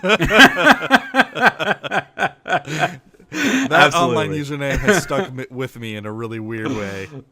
Yeah, I mean, it's a good name. Spoots. So some new announcements for new games as well as trailers and delays and stuff real quick. So Mega Man 11 has been announced. It's slated to come out in late 2018. It's coming to PS4, Xbox One, and Switch, and Steam, I guess. I mean, it looks like a Mega Man game. It's got that, I mean, it's a side-scroller, obviously, but it's got that 3D feel to it, to the characters, to the background and stuff. The new Super Mario Bros. Stuff, like that style. It's 2D, but it's 3D. I hate that. I fucking hate I don't love it. I think it's I don't love bad. Like, it's bad for precision. Yeah. It's bad for telling what's going on at any given time. Yeah. And I don't think it looks good. Right. I'm with you on that. I think it's bad. We got a new trailer for Darksiders 3, which continues to look cool. Excuse me. I mean, I played some of the first Darksiders. It didn't really grab me. Man, I got hiccups. But I own it. I went ahead and bought, because it was on sale, I got like the Darksiders collection. So I got the first and second game, and I got them both for like $20 total. So at some point I'll play those. Yeah. I know the second one was a much different game. It was more open than the first was. But the third one, like, the combat looks cool. You play as Fury. She's a female horseman, I guess. She has like a whip kind of thing that she uses to fight, and a lot of flips and acrobatics and stuff. It looks cool. So I'm excited to see more. The first one you play as War, and the second one you play as Death? Okay. Yes. So now we've got Fury, and then what's the fourth horseman? I think they might have changed the names, because I know one of them is Pestilence. Yeah. Who's like disease and illness and that kind of thing. Interesting. Yeah, so I'm similar boat as you. I only played a little bit of the first one, or maybe I even just watched my friend Cody play the first one, because I know he really liked Darksiders. I think it was Cody. It's been so long now. Right. So yeah, that I didn't realize they had like a 1 and 2 collection. Maybe I might need to pick that up too. Yeah, I don't remember what it's called, because I know the second one they released the Definitive Edition, which was the PS4 version. But I think it might be called like the Fury Collection. I think Darksiders the Fury, something like that, where you can get both of those first two games. Okay. But I got it when there was a PSN sale, so I think normally they're both $20, and I got them for $20 total, I think is what it was. So unfortunately, some delays. Ni no Kuni and Far Cry 5 have both been delayed. They were both supposed to come out early 2018, but have been delayed to March of 2018, which I guess is still relatively early. But so, I mean, it is. I still have never played the first Ni no Kuni, even though I borrowed your PS3 disc like 8 years ago and still have it and haven't played it. But I know you were super excited for Far Cry 5. This is one of those where March is the end of the fiscal year, so I don't anticipate them being delayed any farther than this. Hopefully it just doesn't mean that they're rushed out. Because once a game is slated to come out in March, it usually won't get delayed again, because they want to make that money in their fiscal year. It's just the way that the business works. But as we saw with Mass Effect Andromeda, they delayed that game so many times that it kind of released unfinished. So hopefully that doesn't happen with these. Oh. Also, real quick note. Yeah. I just looked up Darksiders on PSN. Darksiders 2 Definitive Edition is free on PSN right now. And shit. The Darksiders War Mastered Edition for the first one. Yikes. Let me see. That's only $20. So I can still get both for $20 right now if I want. All right. Is neat. Yeah. But now I feel like an idiot. It's the Darksiders Furies collection, War and Death. Furies. Okay. That's interesting. Yeah. Shoot. Maybe I won't get the first one, and I'll just nab the second one and play it. Yeah, I don't think there's a ton of cohesion across them. Because it's different characters and stuff, obviously. And I guess the gameplay is very different, too. The second one's much more open world. Right. So, and then also on the delay front, the new Psychonauts sequel was supposed to come out in 2018. They've come out and said it will not be coming out in 2018. So it isn't officially slated for 2019. It's just that's the earliest it would come out. I guess they're just still much earlier on in development than they planned. So I know a lot of people were excited about Psychonauts 2 or whatever they decided to call it. But fortunately, won't be playing that in 2018. Okay, what else we got on video games? So this is came across as a pretty large surprise to me when I saw this. But they're currently working on the next Zelda game, which shocker. They're making another one. I'm surprised. Blown away. But I guess the more meat to this is that they are following the Breath of the Wild structure, so it will be open world again. They're working on new ways of making the game to hopefully speed up their development time. Not sure what that is, but hopefully they figure it out because, man, it takes them forever to make video games. We decided to adopt the EA Assassin's Creed style of development, so you'll get a new Zelda every year. With a massive open world. Yeah. More towers, please. But Nintendo does have their 2D, their like handheld Zelda team, which they'll continue to make their handheld Zelda games that are 2D. And they mentioned that, hey, they might even bring one of those to Switch. It might not only be on 3DS, which totally makes sense. I would not be surprised if there are very few 3DS exclusive games moving forward, especially considering you can play the Switch on the go. I mean, the only thing is the touch controls. Which does the Switch have a touch screen? And 3D. I don't think so. Because I never use it as a touch screen. I think I can't imagine it does because there's no peripheral for it. Like there's no like pencil that you can buy. It does have a touch screen. What does Google say? It does. Features. How? What do you use it for? Multi-touch capacitive touchscreen. What do you use it for? What game uses that? Nintendo Switch touchscreen tour. How to use it. Oh boy, this dude's a total bro. Is it a video? So he's navigating the main menus with it. He's in Zelda, and it's not working. Awesome. Yeah, he's using it to navigate the GUI, not GUI, the main menu stuff. Well, considering this, we are now narrating a video that you're watching in audio format as being maybe not the most compelling podcast. Yeah.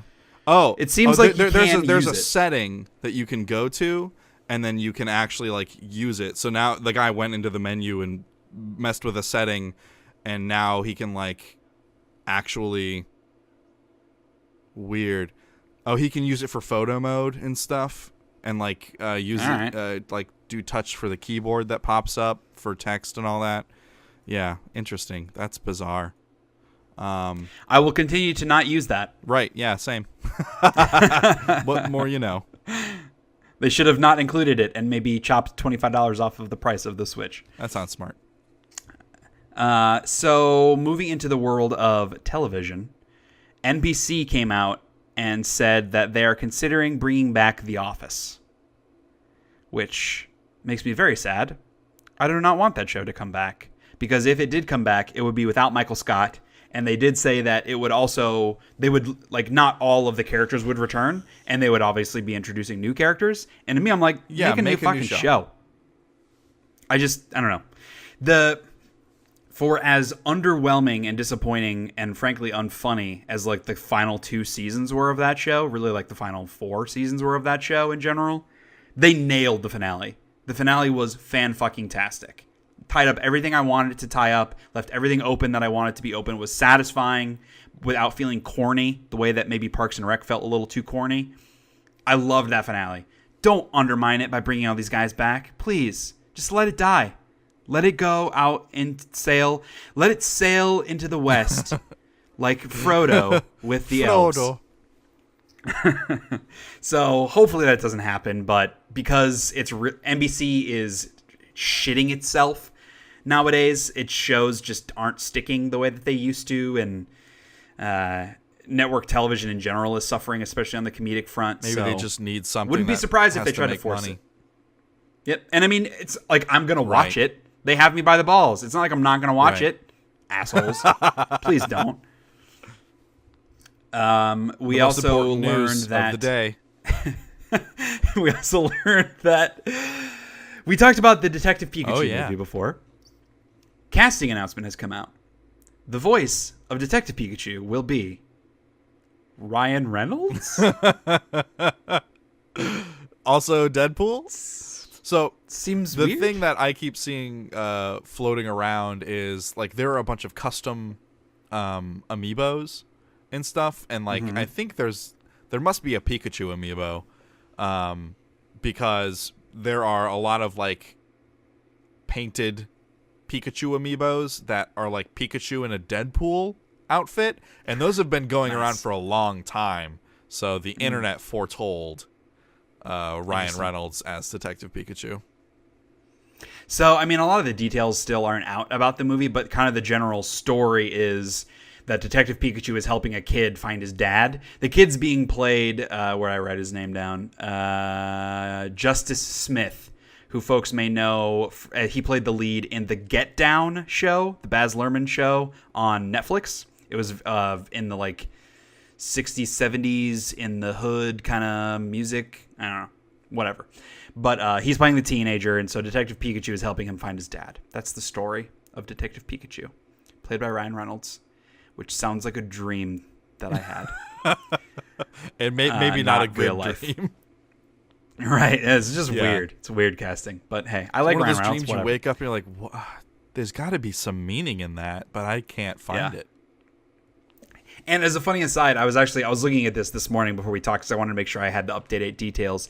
And I was reading a Vanity Fair article, which, but it was funny. In there, they were like, Ryan Reynolds will be portraying Detective Pikachu through motion capture. If you aren't familiar with that, think Gollum from Lord of the Rings. Who the fuck isn't familiar with motion capture? Right? It made me sad for America that some idiot reading Vanity Fair on the daily is like, motion capture? What's that? How do you catch Is that motion? J-Lo's new album? Yikes. So we got a new trailer for the Jurassic World sequel called Fallen Kingdom, which continues Hollywood's trend of like, hey, let's just pick two generic words and that's our subtitle, Fallen Kingdom. Bingo. I actively thought this trailer was bad. Like, not that I think the movie will be bad. I found the first one to be pretty okay. I like Chris Pratt. Yeah, it was fine. But just the trailer I just thought was really, really terrible. It was too long and had like an entire scene almost as the trailer. And so like, okay, why am I watching a scene from the movie in this trailer? I don't want to watch a scene from the movie. Show me like highlights. That's what a trailer does. To me, it just wasn't effective. And the scene they showed, it wasn't all that special anyway. This to me is The Lost World. It's the second Jurassic Park movie. Again. Just in the new franchise. Because it's like, hey, they've taken over the place that we shut down. We have to come back and rescue people. I don't know. Who cares? I'm sure it'll be perfectly average and entertaining summer blockbuster movie. In slightly more exciting news, we got a trailer for season 2 of Jessica Jones, which I, as I've said many times, hated the first season because of the story, and it felt like it was spinning its wheels too much. I didn't have any problems with Jessica Jones really as a character. I thought that she was, interesting enough, despite the fact that she was a shitty person and selfish and kind of annoying and only got in her own way. So maybe I didn't really love her character so much, but she wasn't like terrible. I liked her more in The Defenders when the show wasn't hinging on her. So, but the trailer I thought was cool. It seems like the story they're setting up more of her backstory, like how she got her powers, and that's kind of the thread that they're tying together. Yeah, which is good. I'm interested in that. That sounds cool. Yeah. So we didn't really get much of any of that in the first season. So and for sure. we have pretty decent chunks of origin stories for the other Marvel characters. So right. Yep. Yeah. So that's coming out March 8th. And I didn't realize that show came out 2 years ago. It does not seem like it was that long because they've had a ago. steady stream of other Netflix Marvel properties. That's true.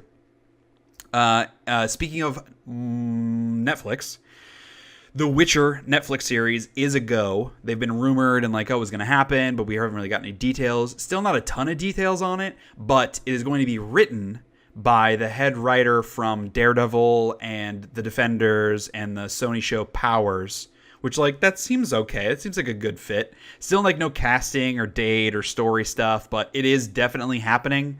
I guess that's not fair to say. They could always cancel it at any time because it hasn't started shooting yet. It's closer to happening.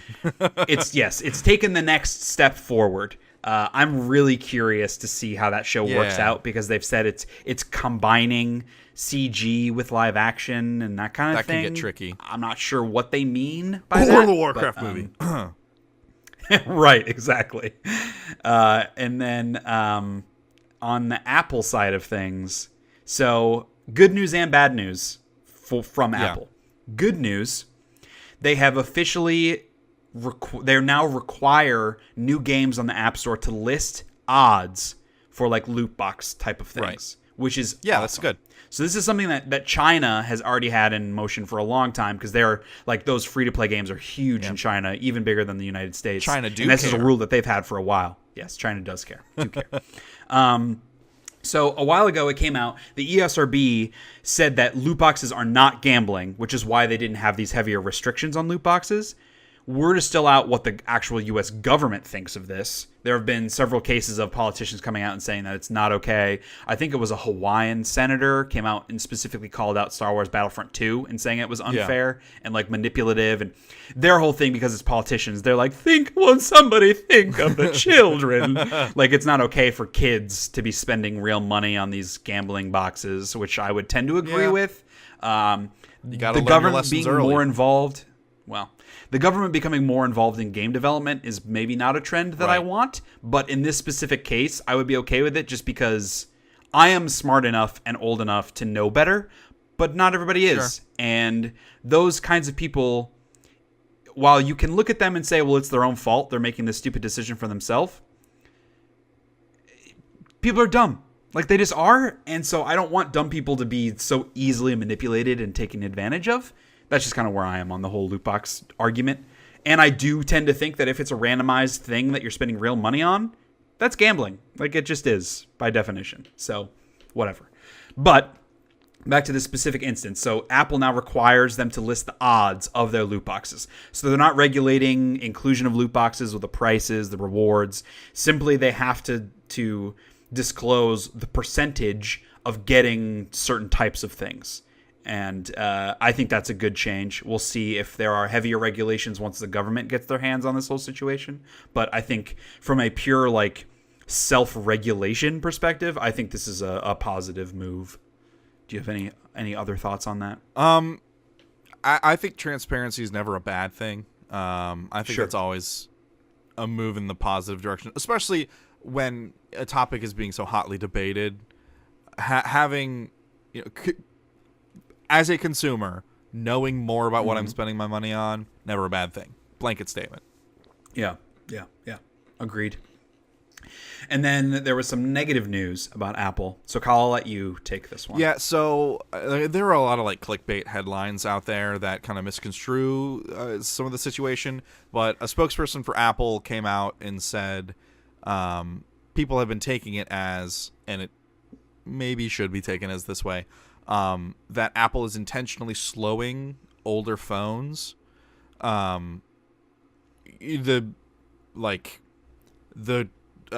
negative part of that is like, oh, they're slowing them down so you buy a new phone, but they say it's because as batteries get older, they're not capable of the same power output or power storage. So they throttle back the processor to use less battery power. Like, that's just in the iOS. Basically, they're saying it's kind of a necessary evil. So, basically, if you want your battery to last more than, 3 or 4 hours, you're going to have to deal with slowdown. That's just because the life of a battery, yada, yada, yada. The problem is they didn't tell anyone this, and now people are like, hey, this is happening. So then a spokesperson came out and said, our goal is to deliver the best experience for customers, which includes overall performance and prolonging the life of their devices, which is a very PR statement. It means nothing. Basically just it would be nice to have the option to turn that on or off. That's something that should be an option. Yeah, that's a good point. Like, you know what? I don't use my phone that much, so when I use it, I want it to run really well, and I want it to be fast and snappy. Like, I don't want to have to buy your new $1,000 phone to have something that runs the way it was advertised to me in the beginning. So, like, I think it should be an option, like, to turn that on or off. Like, some people have phone cases that have batteries built into them. So, like, the battery's not an issue for them. Even if the battery is, like, oh, it lasts, like, 3 hours less than it used to, so it only lasts, like, 20 hours. Like, not a huge issue. I'd rather have my phone run well for those 20 hours than run poorly for the 24 that I get it for. So, yeah. And I would say, from my perspective, I think the ideal solution is maybe make them better. Maybe don't make them so that this happens. Because when you're charging $1,000 for a phone, how much do you think it costs to make that phone? $50? Yeah, I would say probably between 40 to 60. I mean, I'm pulling a number out of my ass, but the point is they're making insane profit margins on these phones and all Apple products because people are idiots, and I'm one of them too. I mean, I'm buying Apple shit. In the Apple ecosystem. I'm in the ecosystem. I can't leave now. And so, like, they're making so much fucking money in an unfair way, to be honest. Like, maybe spend a little bit more to make them better, or don't charge as much for the new one, so it's a little easier to upgrade. Right. That's just my approach. And obviously, it's been rumored for years that Apple was doing this. The reasoning does make sense. It doesn't make it okay. It doesn't make it good. They should have said something. It does make sense. Yes. The larger thing is, like, it's just fucking frustrating. Yeah. I mean, I have an iPhone 6. I've had it for, like, 3 years, and it was running okay. I was getting a little bit of slowdown. The battery was running faster than it used to. And I installed a new iOS update that it forced me to install. And my phone runs like fucking garbage now. It freezes. Every time I try to make a phone call, it crashes. So I have to reboot it and try it again. I can't answer phone calls sometimes. Text messages randomly won't go through. The internet runs incredibly slow. Like, the UI of it, I know, just from a design perspective, I think is bad. Like, from the new update, the way the email works and stuff. It's just, why is using a phone a negative experience? Right. And I, like, not only can I not spend $1,000 on a new phone, but I don't want to either. Not just because it's expensive, but all the shit they're charging me for, like, oh, and emojis. I could fucking give two fucks about that. I have trouble thinking of a thing I care less about than animated emojis. Are you fucking kidding me? Who gives a shit? Yeah. Make a phone that runs better and lasts longer. Come on. And I'm still going to end up buying it. I mean, because where I am now, like, I finally finished paying off my phone through my Sprint bill. And now it is running like garbage. I'm going to have to get a new one. And so I'll probably get like an iPhone 7 because I don't want to spend a shit ton of money.